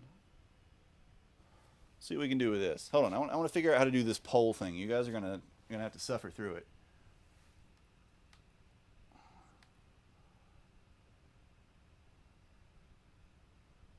Nah, it's definitely not there. So that's creator dashboard.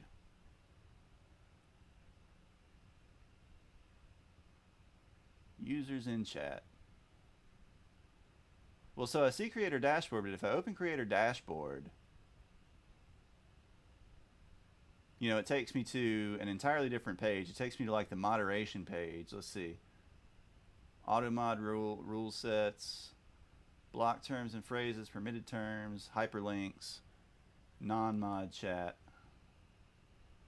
Okay, so I'm in mod view.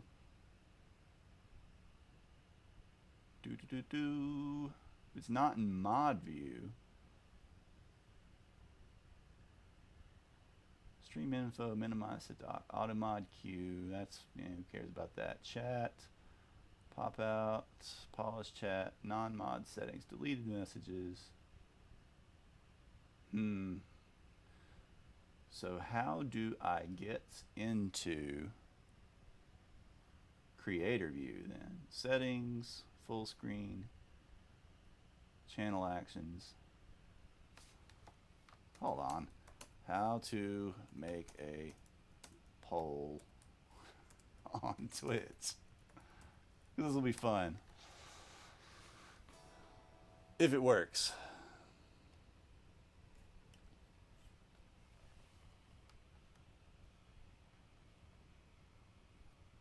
Do, do, do, do, do.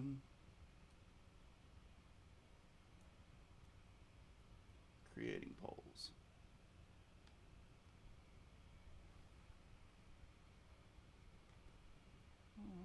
Polls can be created. Oh, okay, okay. I think I see how to do it. So we have to go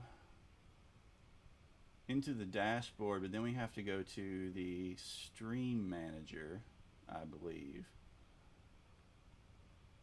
Yeah, stream manager. There we go. Alright. Stream manager for your poll. Click the create new poll button if you have not. Let's see, the last poll.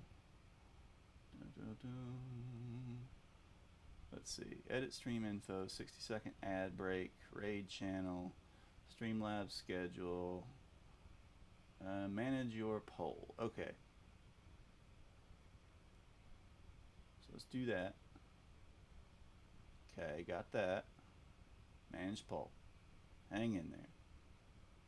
New poll. Question. Which guitar should I use next? Let's see. So Grim liked the Melanson Telly. Let's do Fender Thin Line Telly.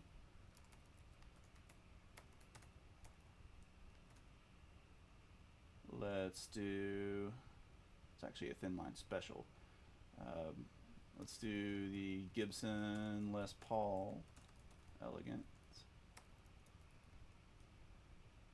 Let's do the Jackson Rhodes, and let's do, what's another hardtail that would be good to use? We could do the Reaver. We haven't used the Reaver much.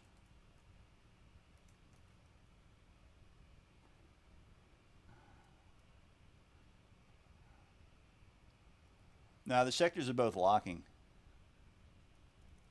We need something non-locking because we got to go down to E flat.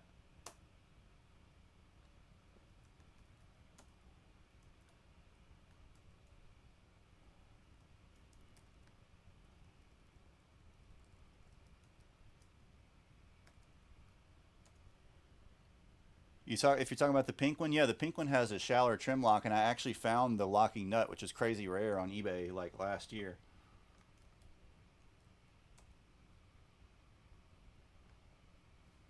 All right, so let's see. Duration. Let's do 3 minutes. 3 minutes. So Melanson Telly, Fender Thin Line Telly, the Gibson, the Jackson, and the Reaver, which I've had the Reaver on stream a couple times. It has a like a quilted redwood top. It's from Scotland, built by a guy named Alan Kringain. All right, starting the poll.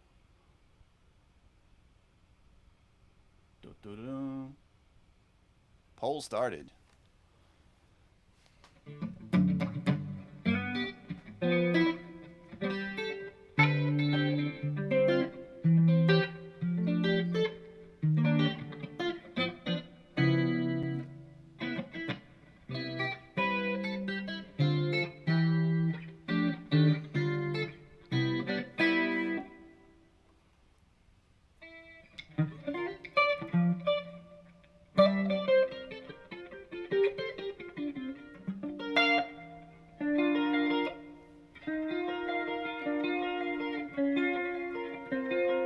Probably should have made it shorter than 3 minutes. I probably should have made it like, you know, a 1 or 2 minute poll. I'm not looking at the results till the end, and I'm not voting, so. That's probably keep voting for that just to make you angry. Look up at the top of the chat. That's really pretty with this chorus, dang.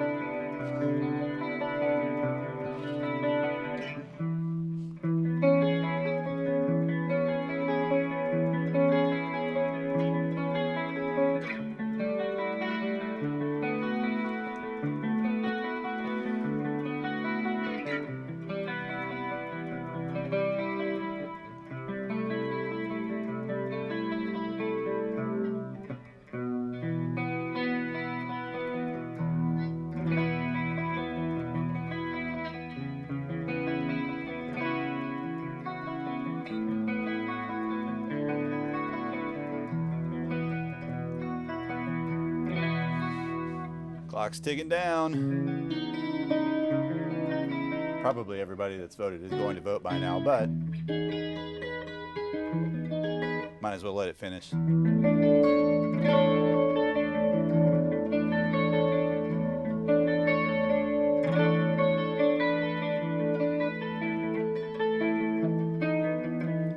Don't spoil it. Come on, guys. I want to be surprised.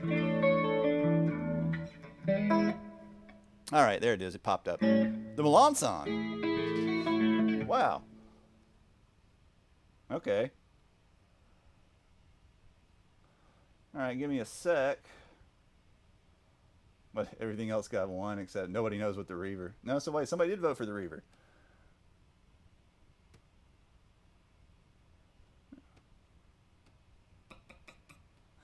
All right, give me a sec. I'll go grab the Milan song. Let's see. Let's use this. Yeah, Alec just wants to have a little chat with you. Just a little talk, just a little discussion, a little friendly moderator to future Banny discussion.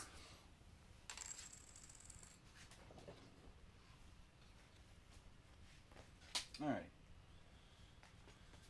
Let's get this back in this case.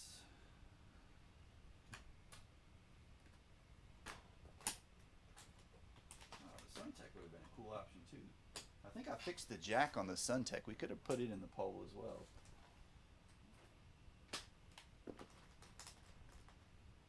I have a lot of really weird and obscure stuff, like Japanese made stuff from the 70s and 80s. Let's put this case back over here.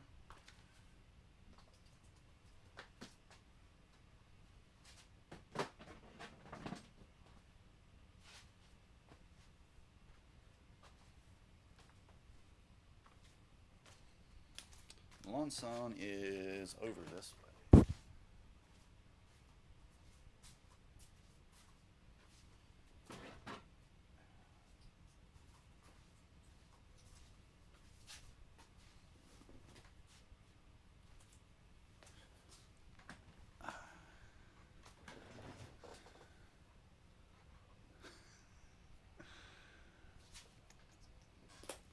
I should have just made every option the Memphis.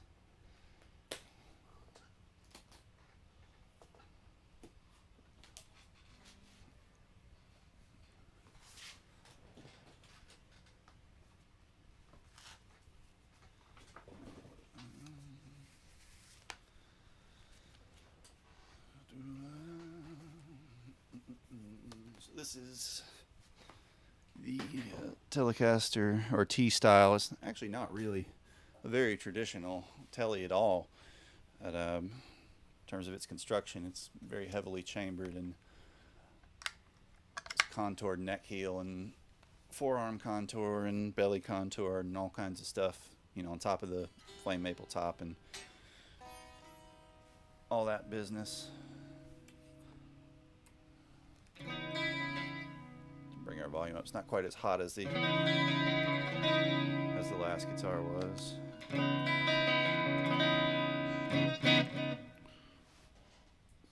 Bring our volume up a touch.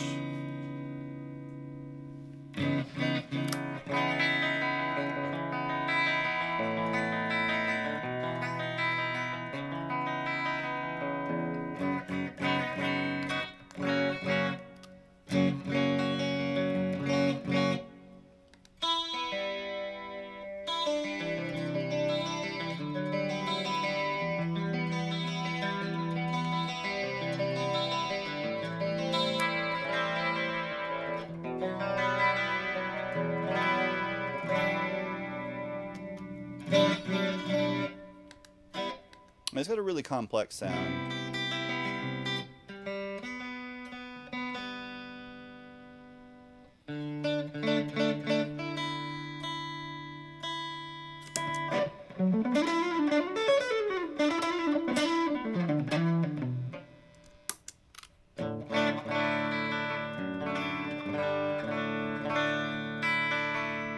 All right, let's see. I mean, his guitars were really light before the chambering, though, because he would hand pick the swamp ash. He literally lived in the swamp in Louisiana. We'd go down to the lumber mill and pick the boards. So, I mean, this weighs, all in all, maybe 4 pounds, something like that, 4.5 pounds. It's nearly as light as the Parker. But even solid, his guitars usually weigh like 6.5, 7 pounds tops.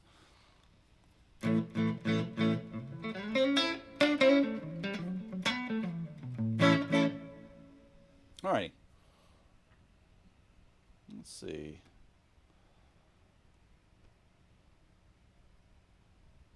So we need to get kind of a moderately overdriven tone. We need to get down to E flat first, though.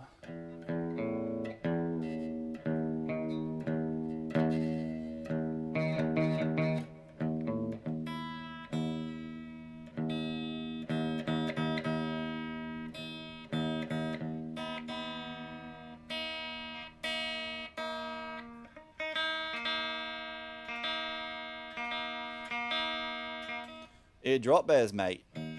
Watch out for them drop bears.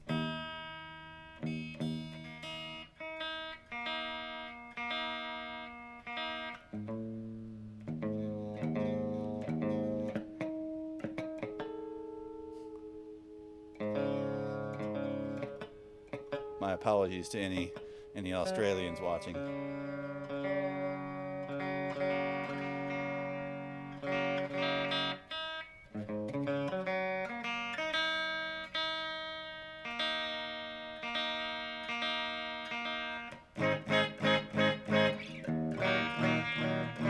Alright, so let's see, let's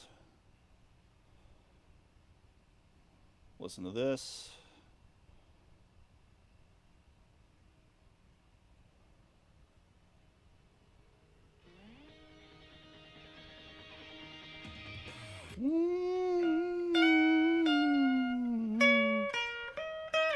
Hey, one of you guys, one of my mods, would you update the title to learning Stereo Pony Hitahira no Hanabira? Alright, so then let's get our overdrive tone. Let's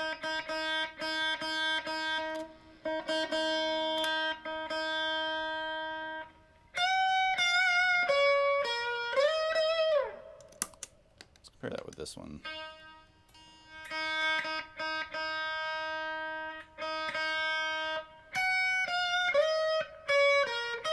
Yeah, I think we'll go with this one.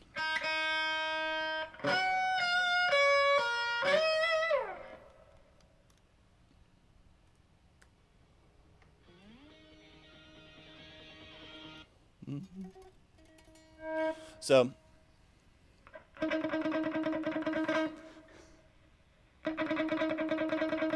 yeah, I got the last one. So one guitar is just playing this E flat underneath. Oh yeah, speaking of keep, we're gonna make we got a new emote slot actually. We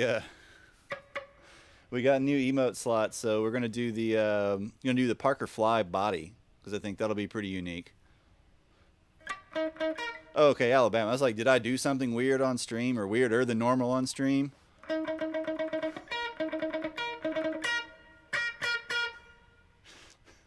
But yeah, freaking Alabama, man. So guitar is just kind of keeping this steady 1 E and a 2 E and a 3 E and a 4 E on the E flat here on the 9th fret, and then we have this lead one that comes in that goes E flat minor scale in this case. Yeah, I'll send you a picture of the actual Parker that we use here on stream. So just see if I can take one like square on like on the couch or something like that.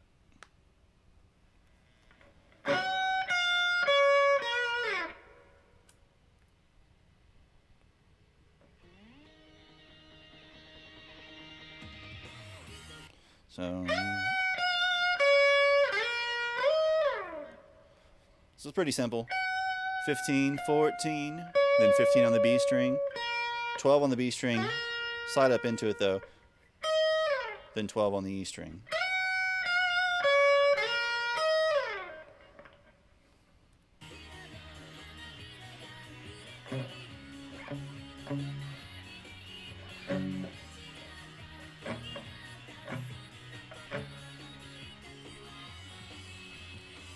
right? And then so our progression here during this little verse is just an E minor. I'm trying to drift a little sharp because they were used to being in standard.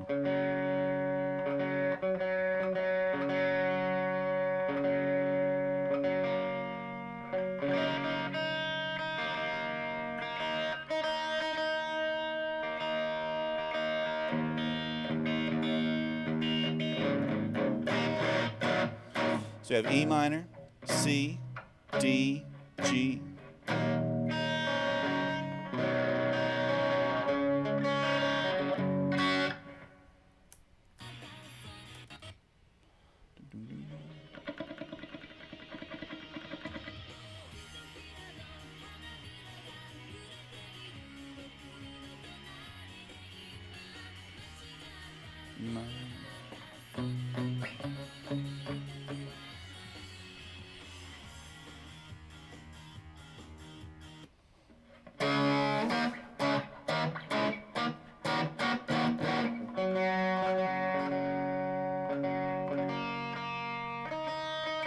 So da da da da da da da da da da da da da da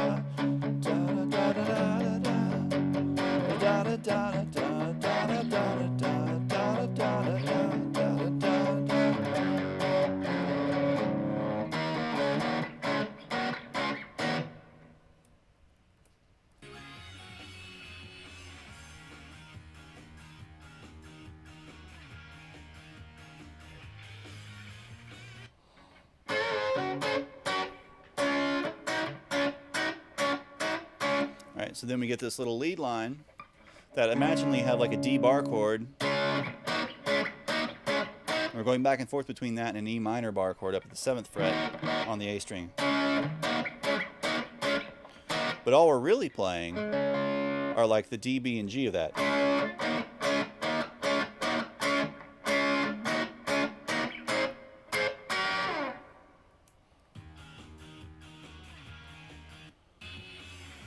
Da, da, da, da. Bum, bum, bum, bum, bum, bum.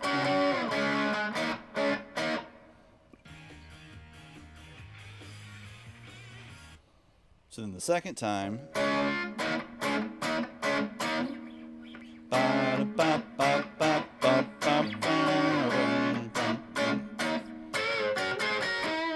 So this is just a little blues scale bend,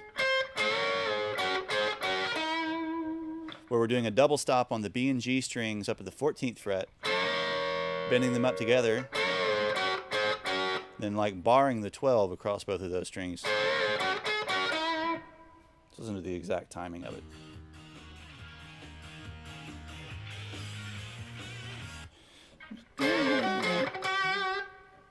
So then the second one, we have this little muted tone, little ghost note. Then the 12th fret on the G string with a little vibrato. So.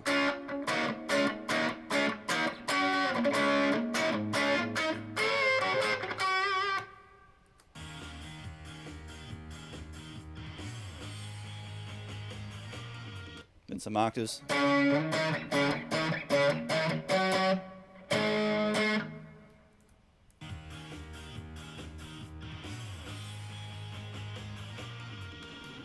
And then so just A, B. So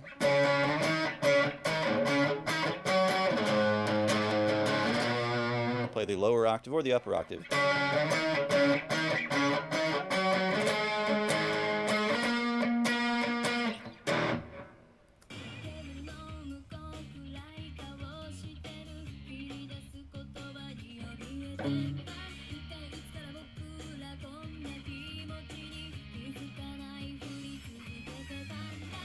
Alright, so then we get a couple little layers here. One guitar is a little bit cleaner. And it's just playing this E minor type bar chord. Come on, B string. It's like, where are you?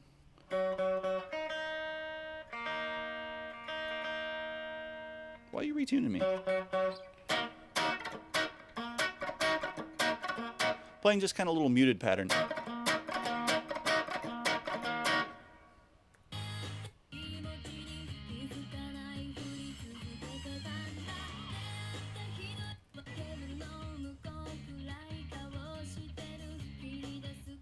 And then drops down to D. Same kind of pattern.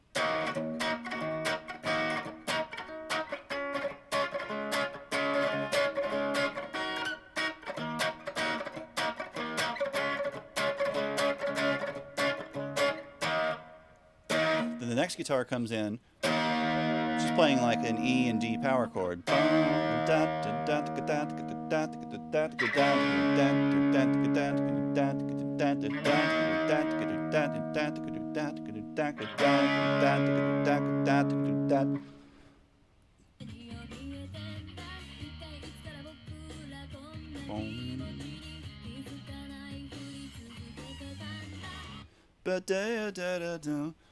Dude, Associate, where have you been, man? Holy crap.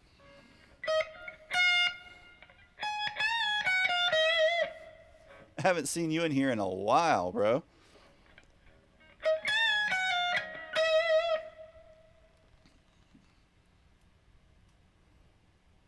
right, let's listen to that little fill again. Working.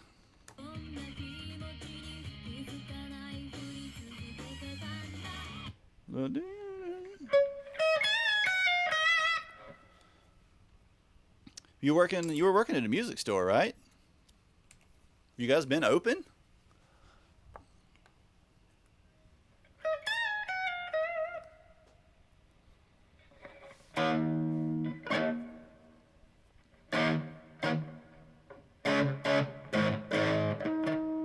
Oh, that's cool.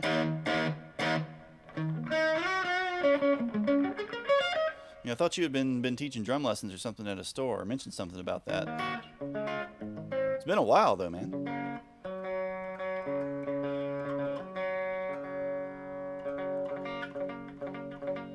Heck yeah, man.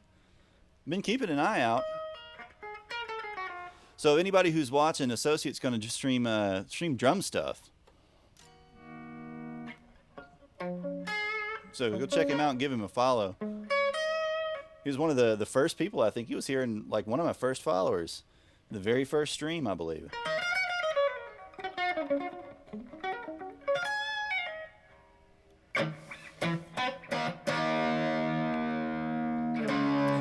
So let's see, we got this E power chord, D power chord, E. Then we have this little fill that comes in, and this fill is just E minor, starts on an E. I'm playing the E in this case on the 17th fret on the B string. Then going up to 17 on the E and bending it up a whole step. Then coming down the minor scale.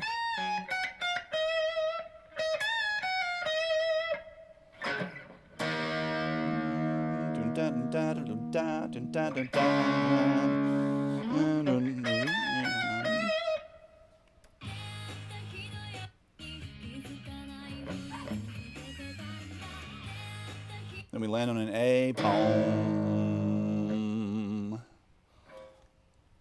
But yeah, man, we've been having a lot of fun in here. We've been, like I said, you can see we're almost to 80 followers, got subs, got our own emote. It's been going pretty well. Going pretty well. Doing a lot of different stuff too.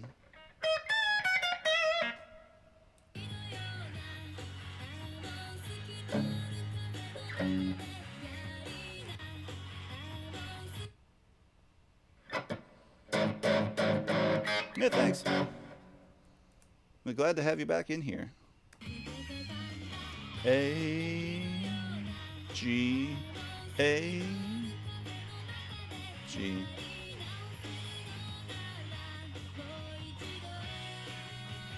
All right, so this little bridge section, A, G, A, G.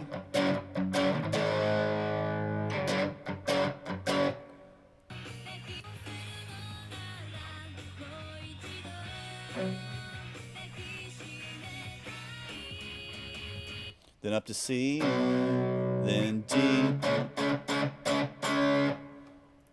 So let's back up that whole little bit.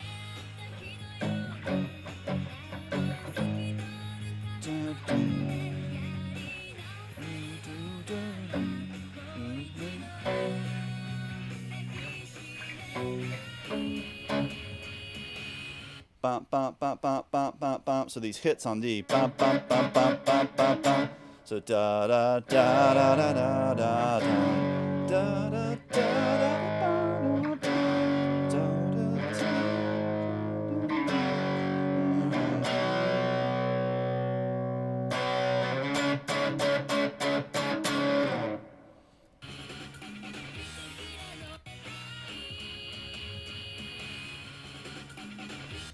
So we get a bunch of muted tones in between too after those hits.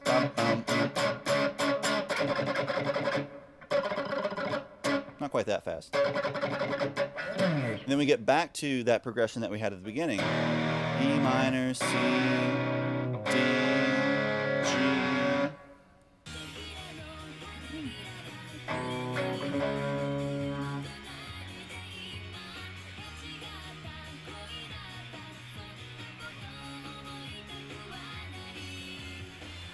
The lead guitar is playing these high octaves on top of that too.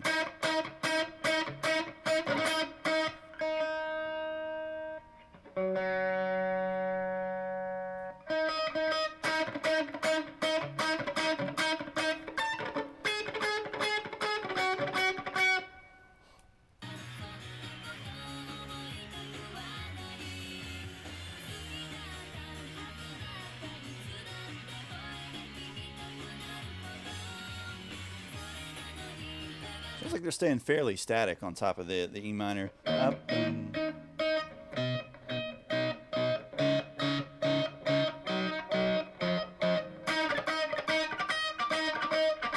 what else did we play that had octaves like that in it?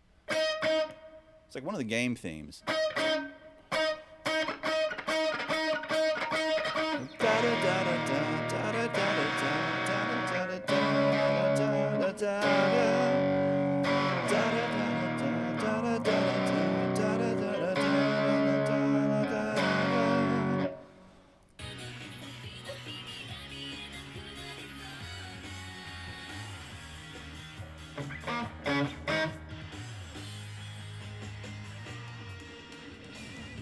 And there's a little octave pattern again.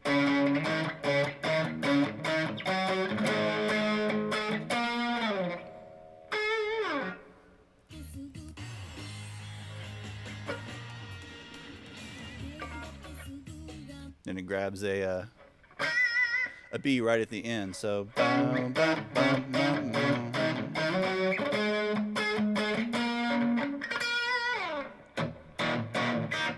Hey Tink, tonight we're doing pretty much all video game and anime and J-rock type stuff. This Friday night though we'll be doing. This should be free for all Friday, so we should be doing everything Friday night. But we can grab a little real quick. We could do, how about?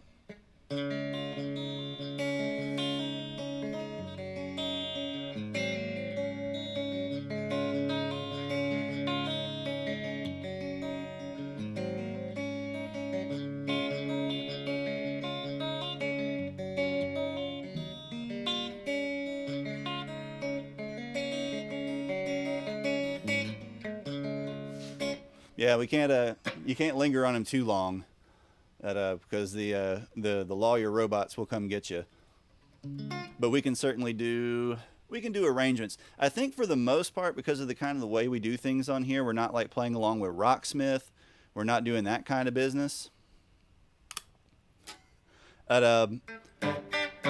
We seem to be a little harder to find. Like, fingers crossed, we haven't gotten any hits yet. Plus, we also tend to do stuff, since I'm learning stuff by ear in most cases, we tend to just do like little broken up chunks of things.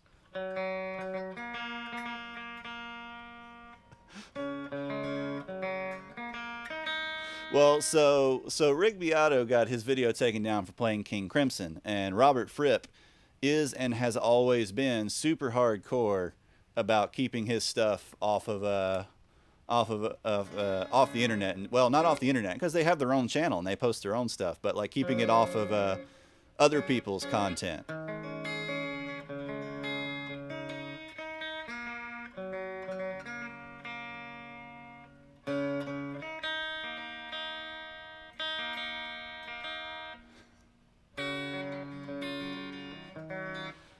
You stand around going, my feet hurt. Who are these people? Why don't they talk to me?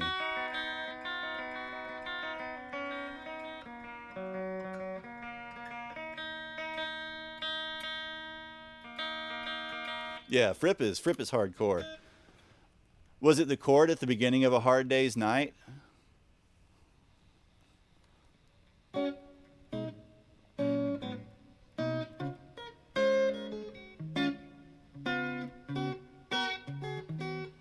Because that's pretty much the only like standalone chunk of a Beatles tune that I would think would be unique enough.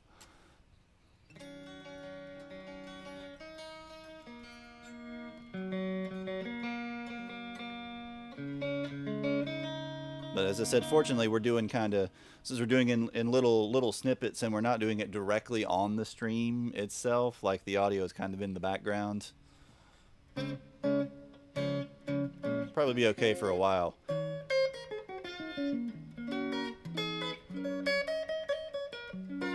That we're mostly doing more obscure stuff. Let's see. Where are we at?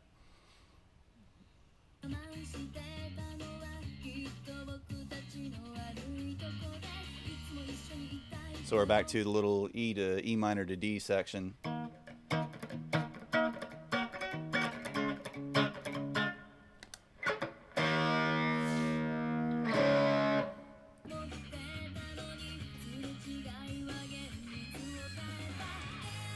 We got that lick again.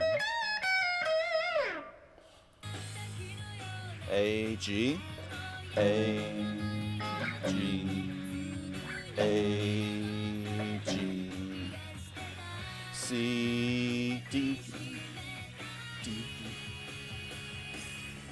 So in this case, when it goes to the D, it doesn't do the hits in the same way. Instead of the, it's more on the beat.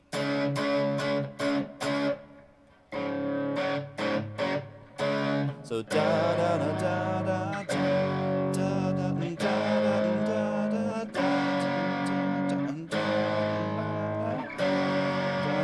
da.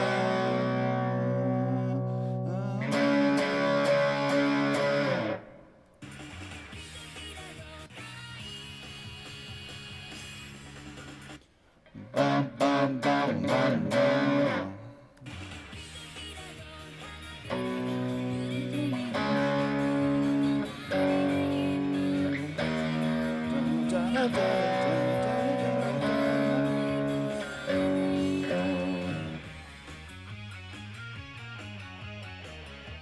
All right, so now we got a different riff.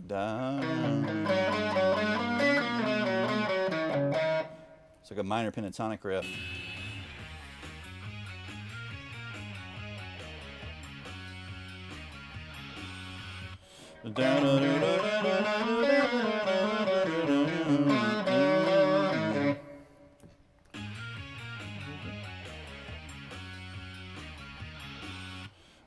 So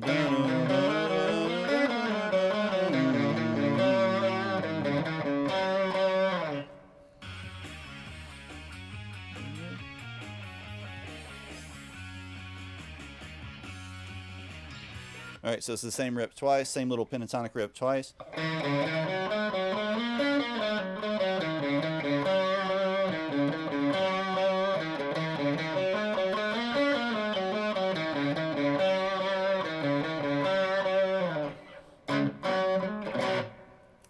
Land in a chord when we come out of it.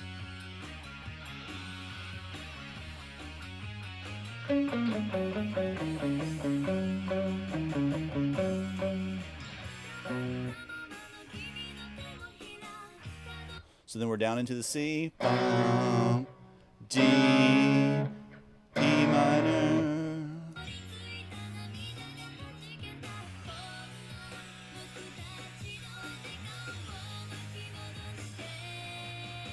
All right, so then second time, so we're coming out of the.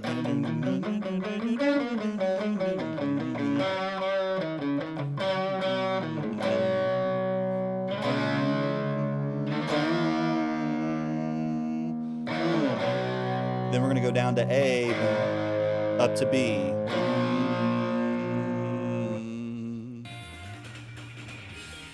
Then the chorus.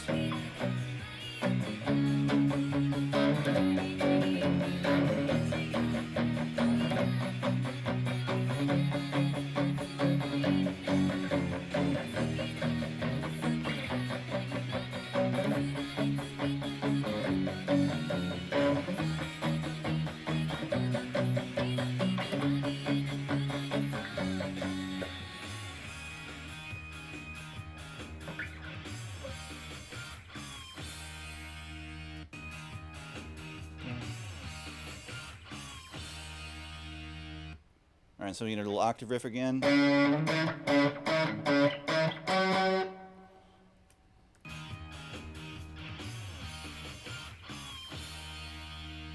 And then E, D, E.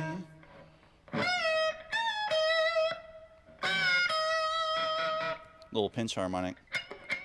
Doesn't quite come out on the tele in the same way as it does on hot humbuckers. On the lead guitar up there.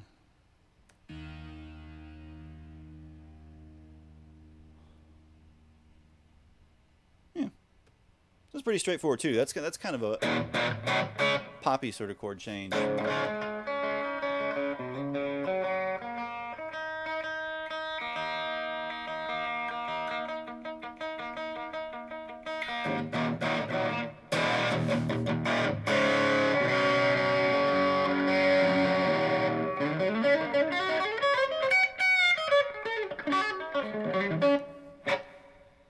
Alrighty, let's see.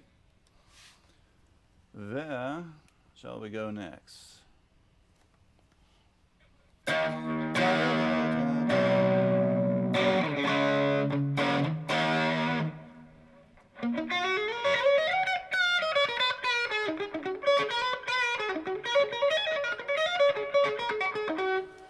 Well, the thing about a telly, you know, is that even a bad telly still sounds like a telly.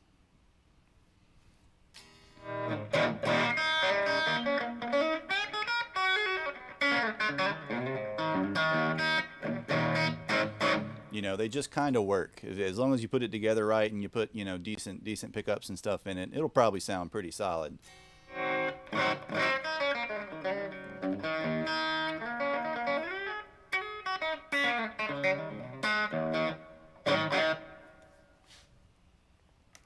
Let's see.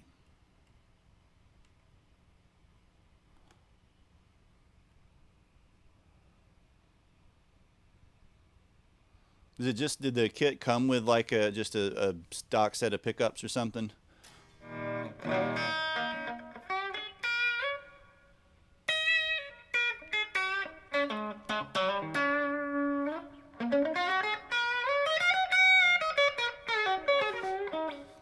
Yeah, those would probably be, you know, if you save up a little extra money, those would be the first thing I would swap out. Because that tends to be, on more affordable stuff, the electronics tends to be where they skimp, the electronics and the nut in particular. The nut tends to be kind of dodgy on budget stuff, which you can learn to make a nut, you know, and even kind of fix up a crappy one in most cases yourself. But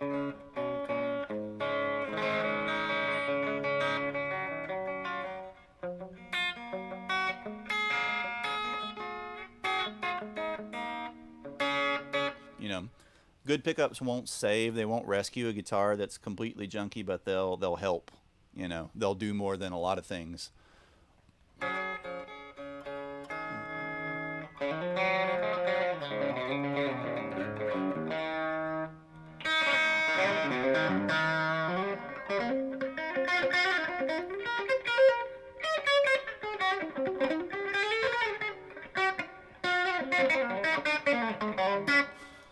Yeah, I don't know what kind of access you have to stuff over there. You know, over here, Seymour Duncans and DiMarzios and stuff like that are really cheap. You know, you can buy used ones for $50 or $60 really easily.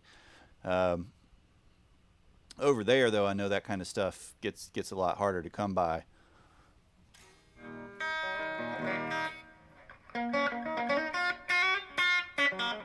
There are bound to be some Dutch pickup makers. There are some fantastic Dutch guitar builders and amp builders and stuff.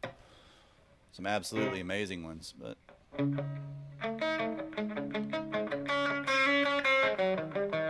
I know of a couple pickup makers in Switzerland.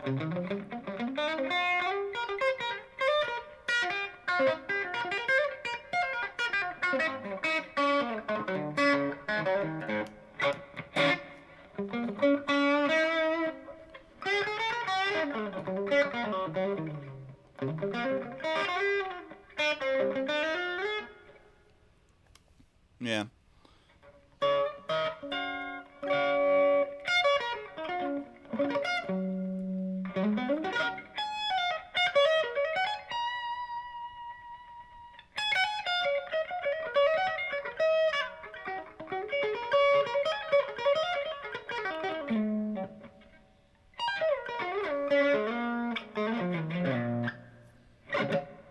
That's that riff, that Vi riff from the other night that I was working on. All about getting the middle finger right. To get the middle finger position right, everything else just kind of falls into place.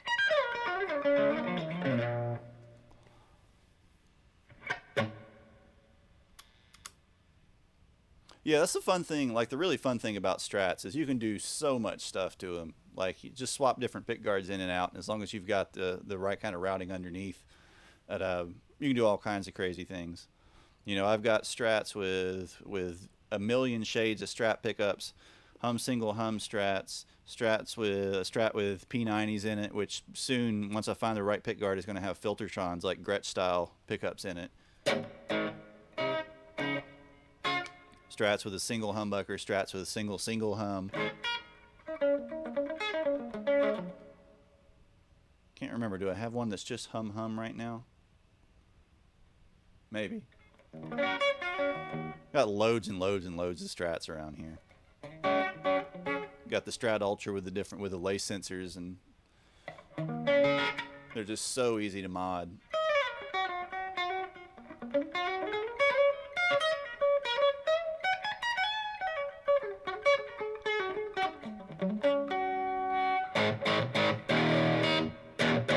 All right, let's do that Boris tune, because that Boris tune was in E flat too. So let's go get a fuzz, because we need ourselves a gnarly fuzz for that.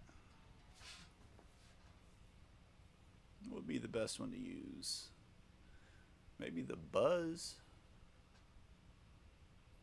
Or maybe I think demo tape fuzz would be too bright for that.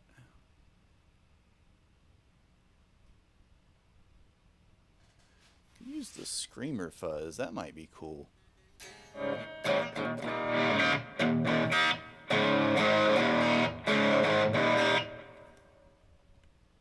Alright. Just a second. I'm going to grab a different pedal.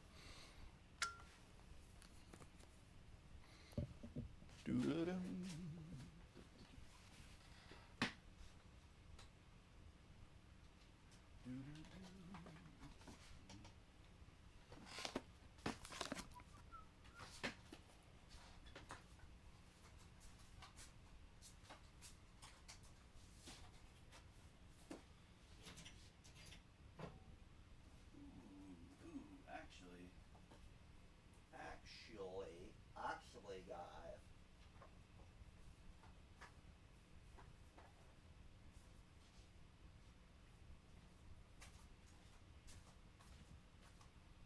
Let's try this one first.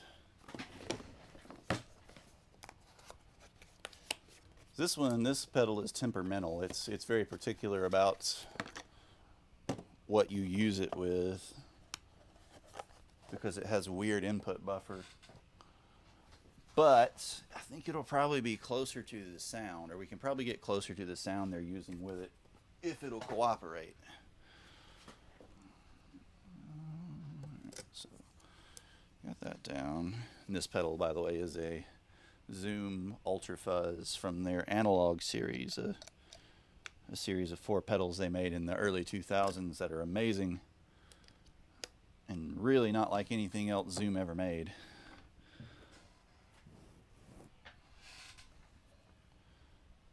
Let's see, let's steal some power for it over here. Oh, quit that. Let's unplug this guy. Unplug this guy. Plug this in here.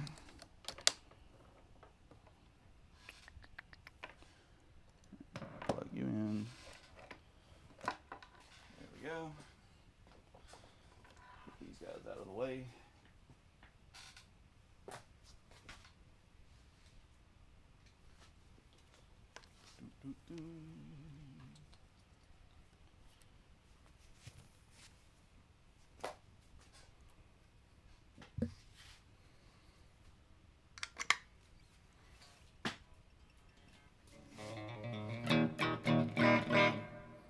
All right.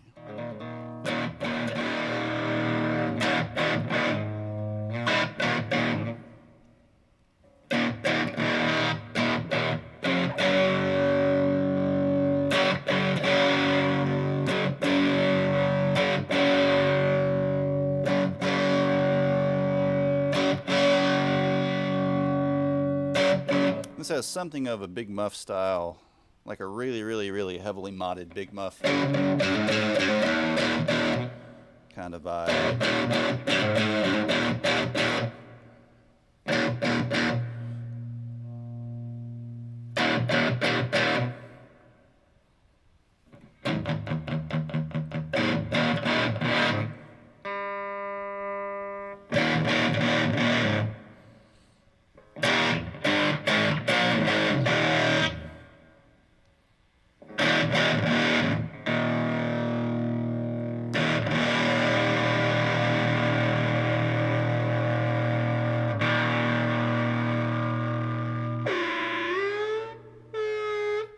And it likes to self-oscillate, which is by design.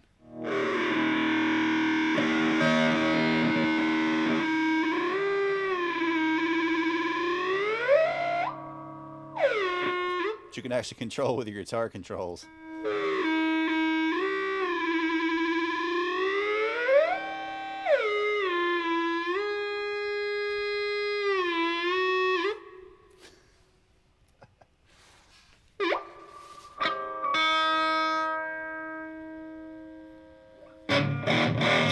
Alright, so let's listen to that. Listen to that Boris track, because it was banging.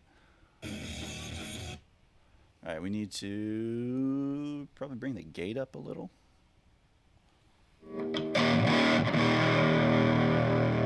Get it a little more crumbly.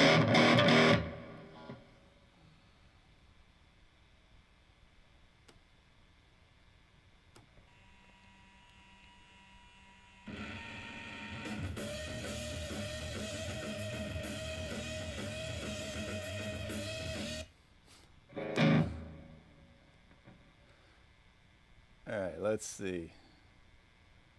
I need to update our title too. Hold on. So this is...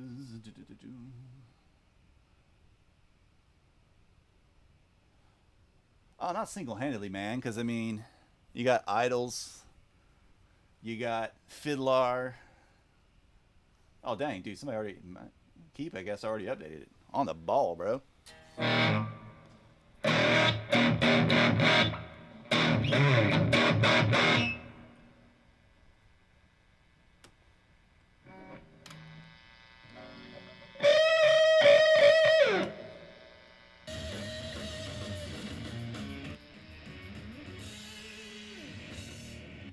All right, so let's see.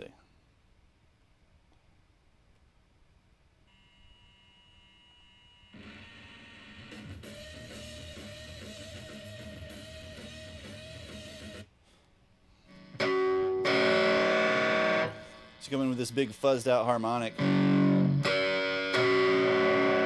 we're bending a unison bend up here in the E minor pentatonic.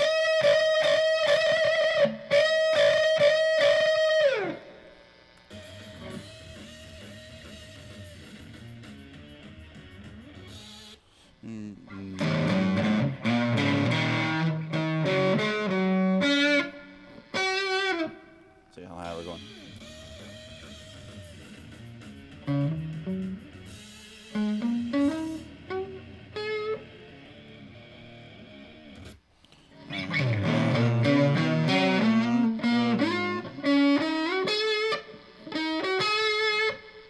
Where do we want to finger that, though?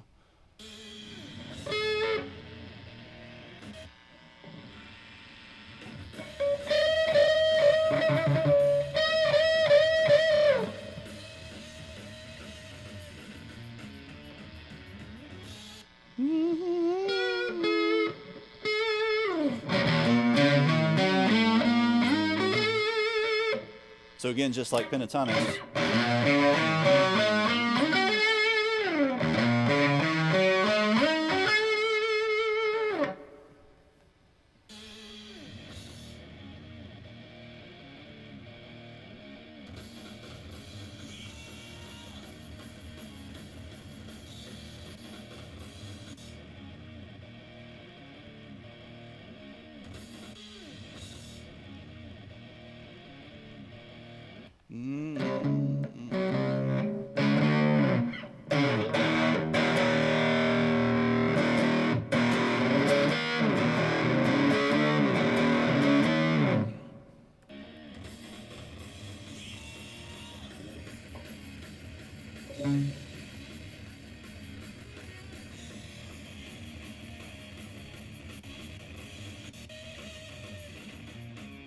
You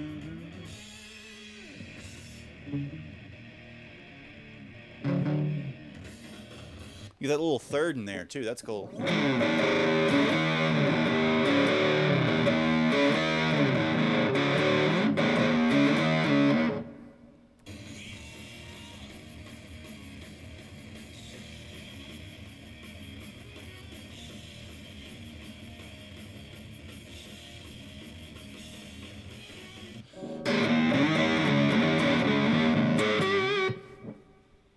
Alright, so it sounds like once this part kicks in, they've moved up to around the 12th fret because they grab that little pentatonic leg right there. Let's see if we can get the exact rhythm right.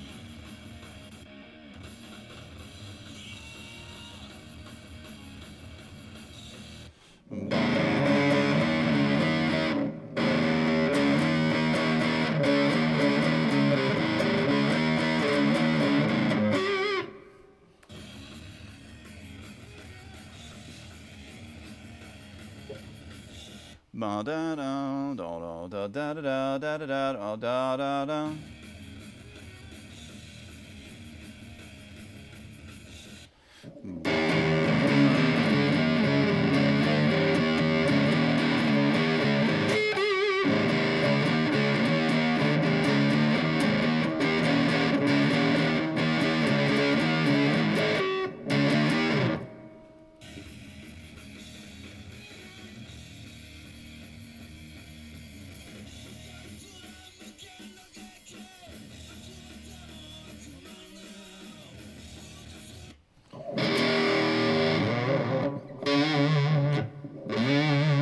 Probably grabbing that there at the 8/10.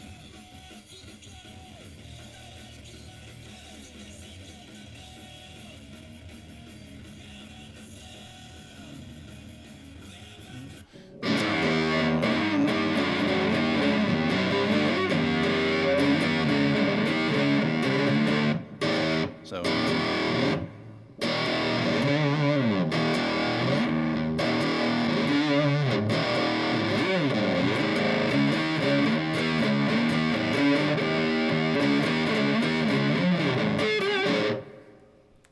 it's pretty raucous.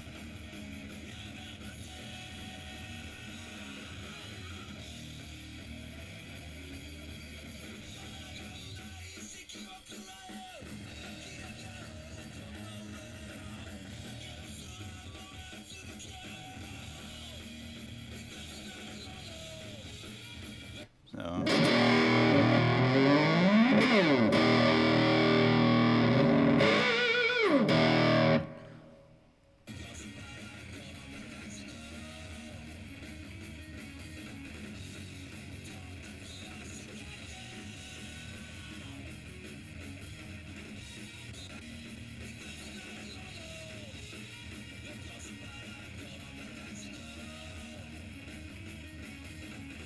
So you got a little Phrygian lick there. Then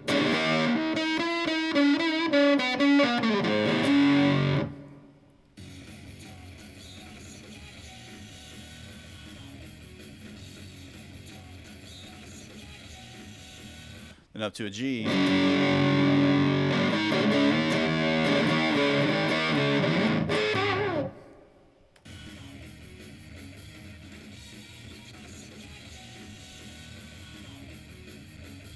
The pentatonic leg.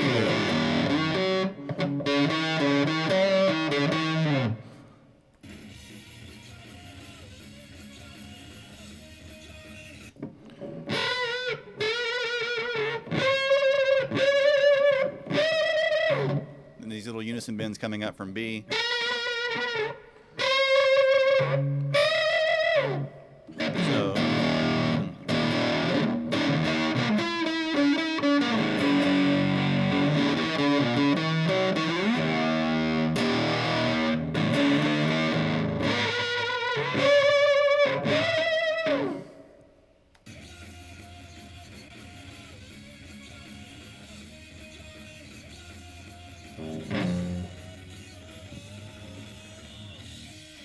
and so then that's just E, F sharp, G,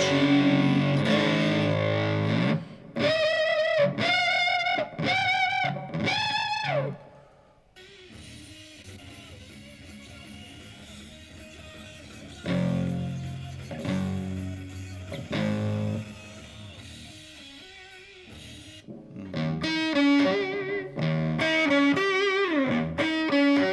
couple ways we can play that.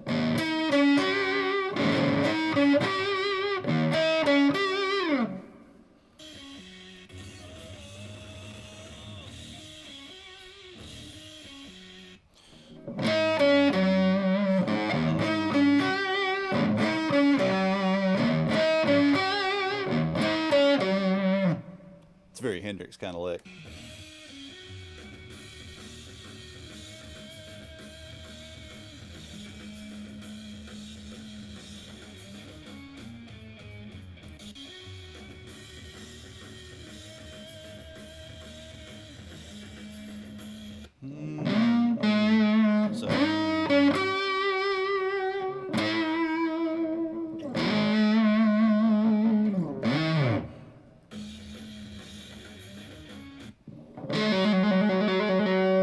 So just E minor pentatonic up here.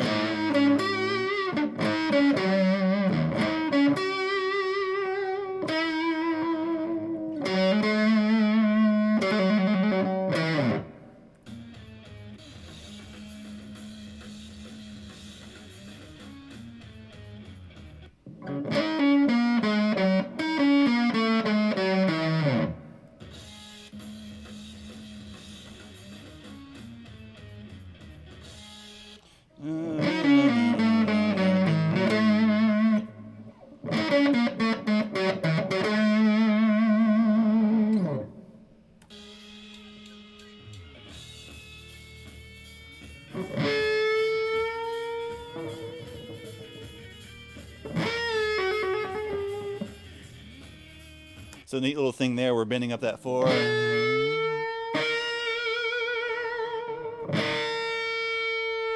But then coming down, instead of coming down to the minor like we're expecting, we come down to the major third, which shifts this whole sound from like a minor pentatonic sound to a mixolydian sound.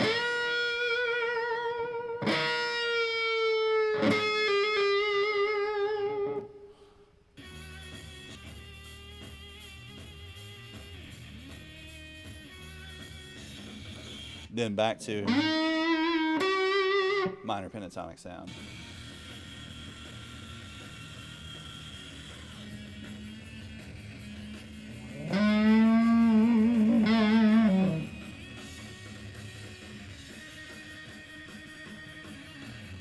Alright, so I actually need to dial this up a little bit.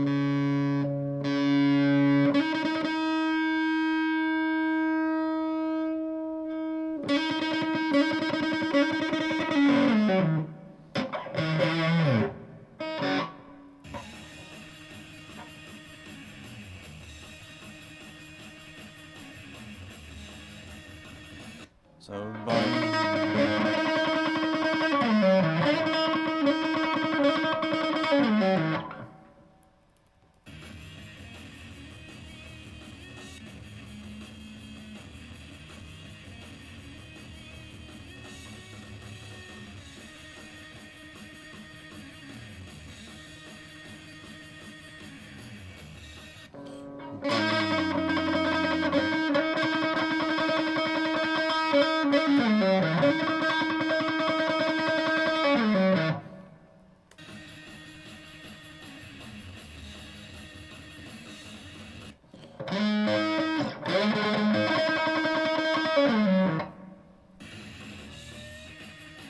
So it does it twice on E.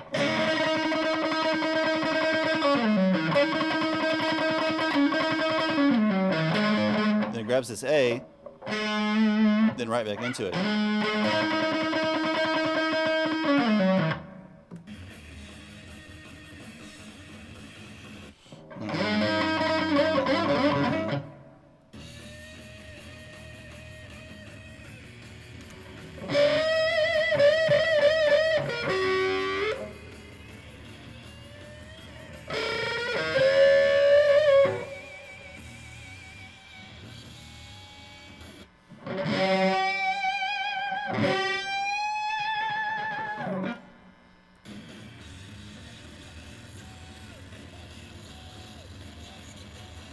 Oh my god, that low end is completely destroyed. It's amazing.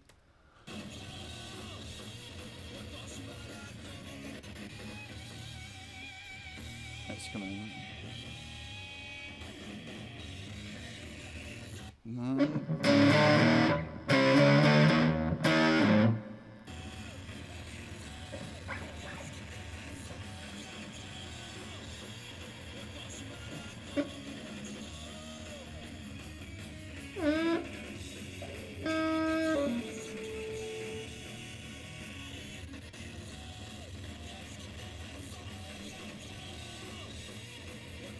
B. Alright, so we're gonna.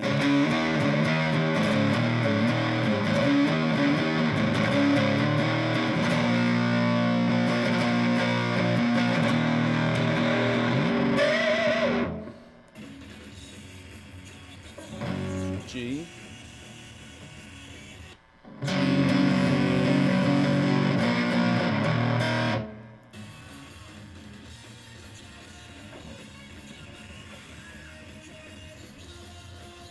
Alright, and then C.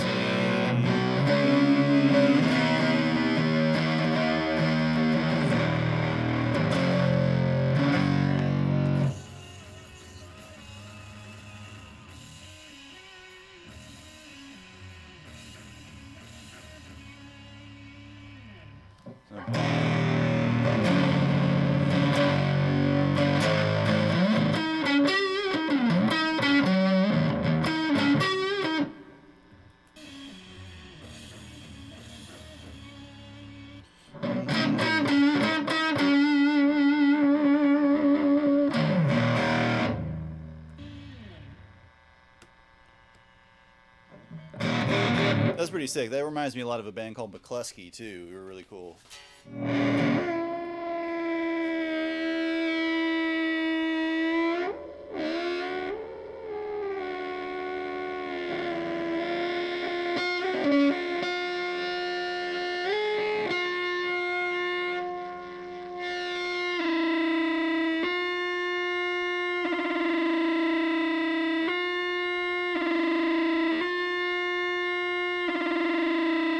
Now instead of getting glitch noises, fuzzy glitch noises, they're getting fuzzy Chewbacca noises.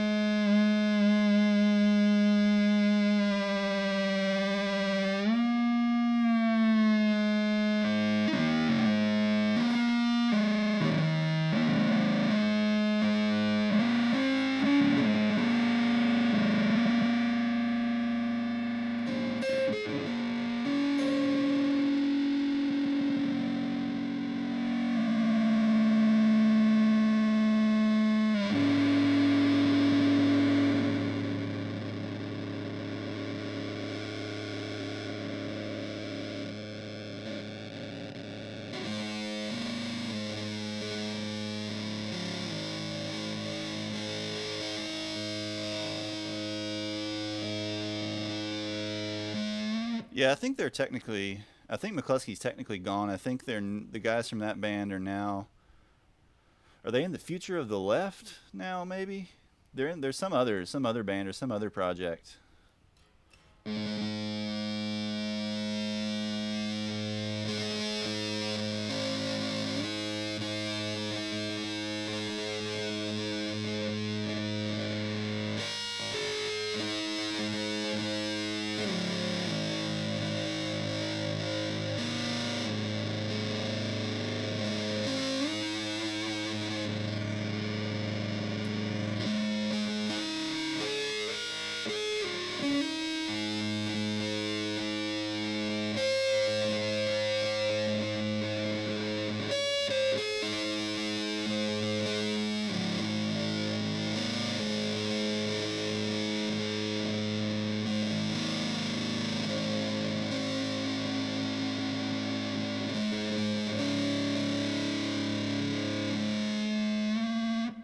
Never really listened to him. I've heard like a little bit.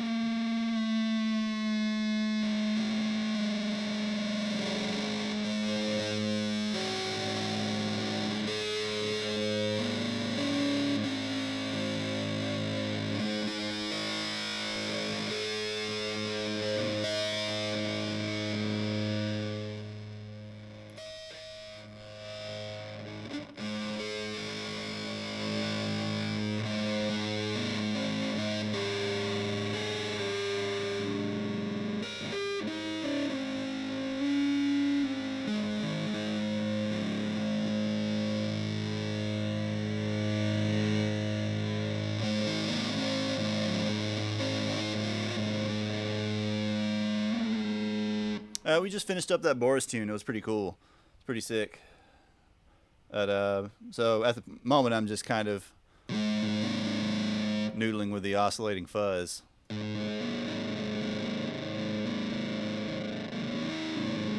We're about to hit 3 hours, so probably wrapping it up shortly.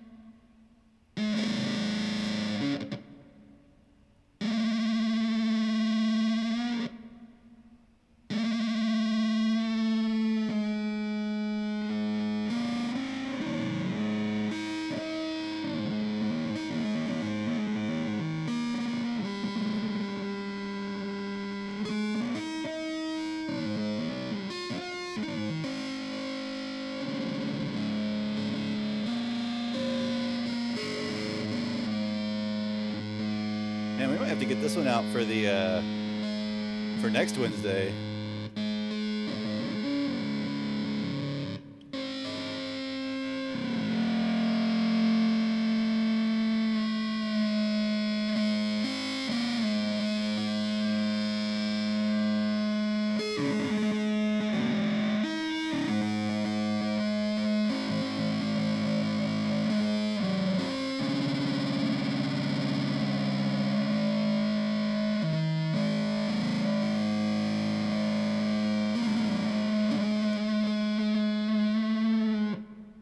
It's like its own weird little synthesizer.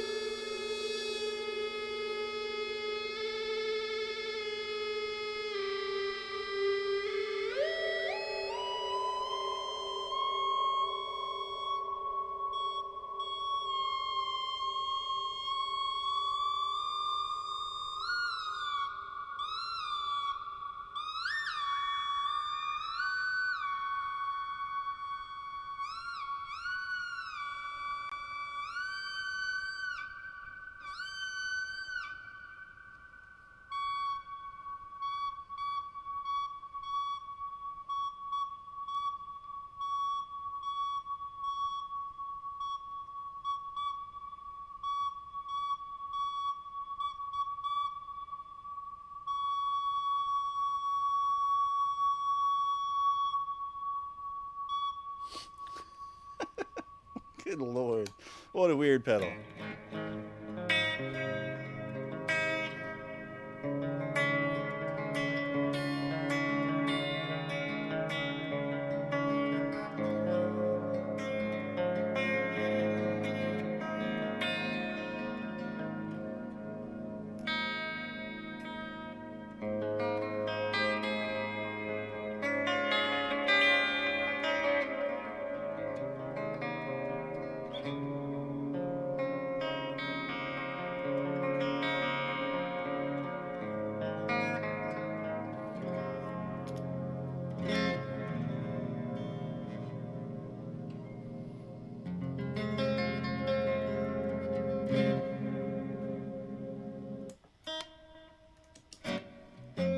Alrighty.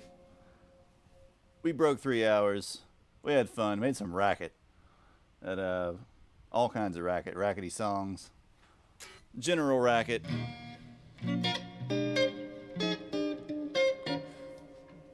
Anybody got any last questions or comments or anything they want to discuss before we call it a night?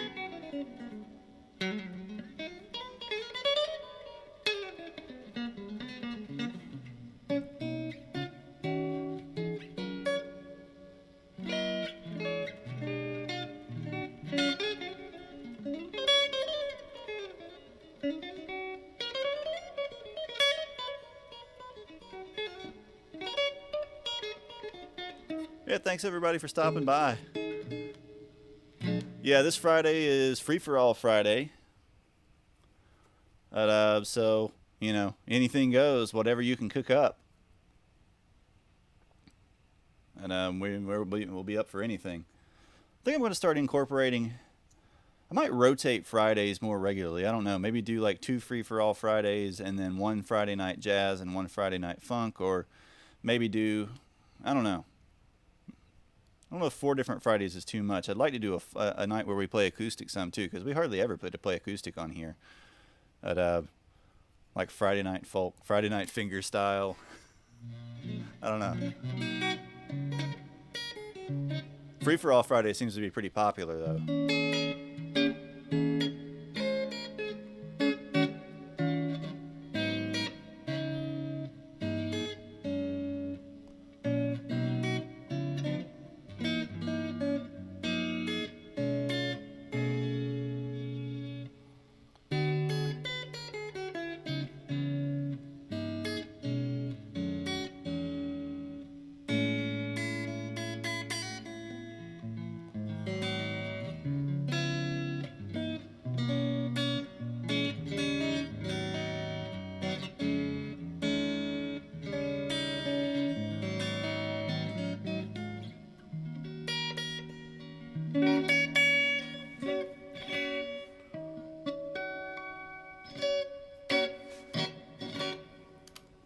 I don't know. Thinking about rotating things a little bit.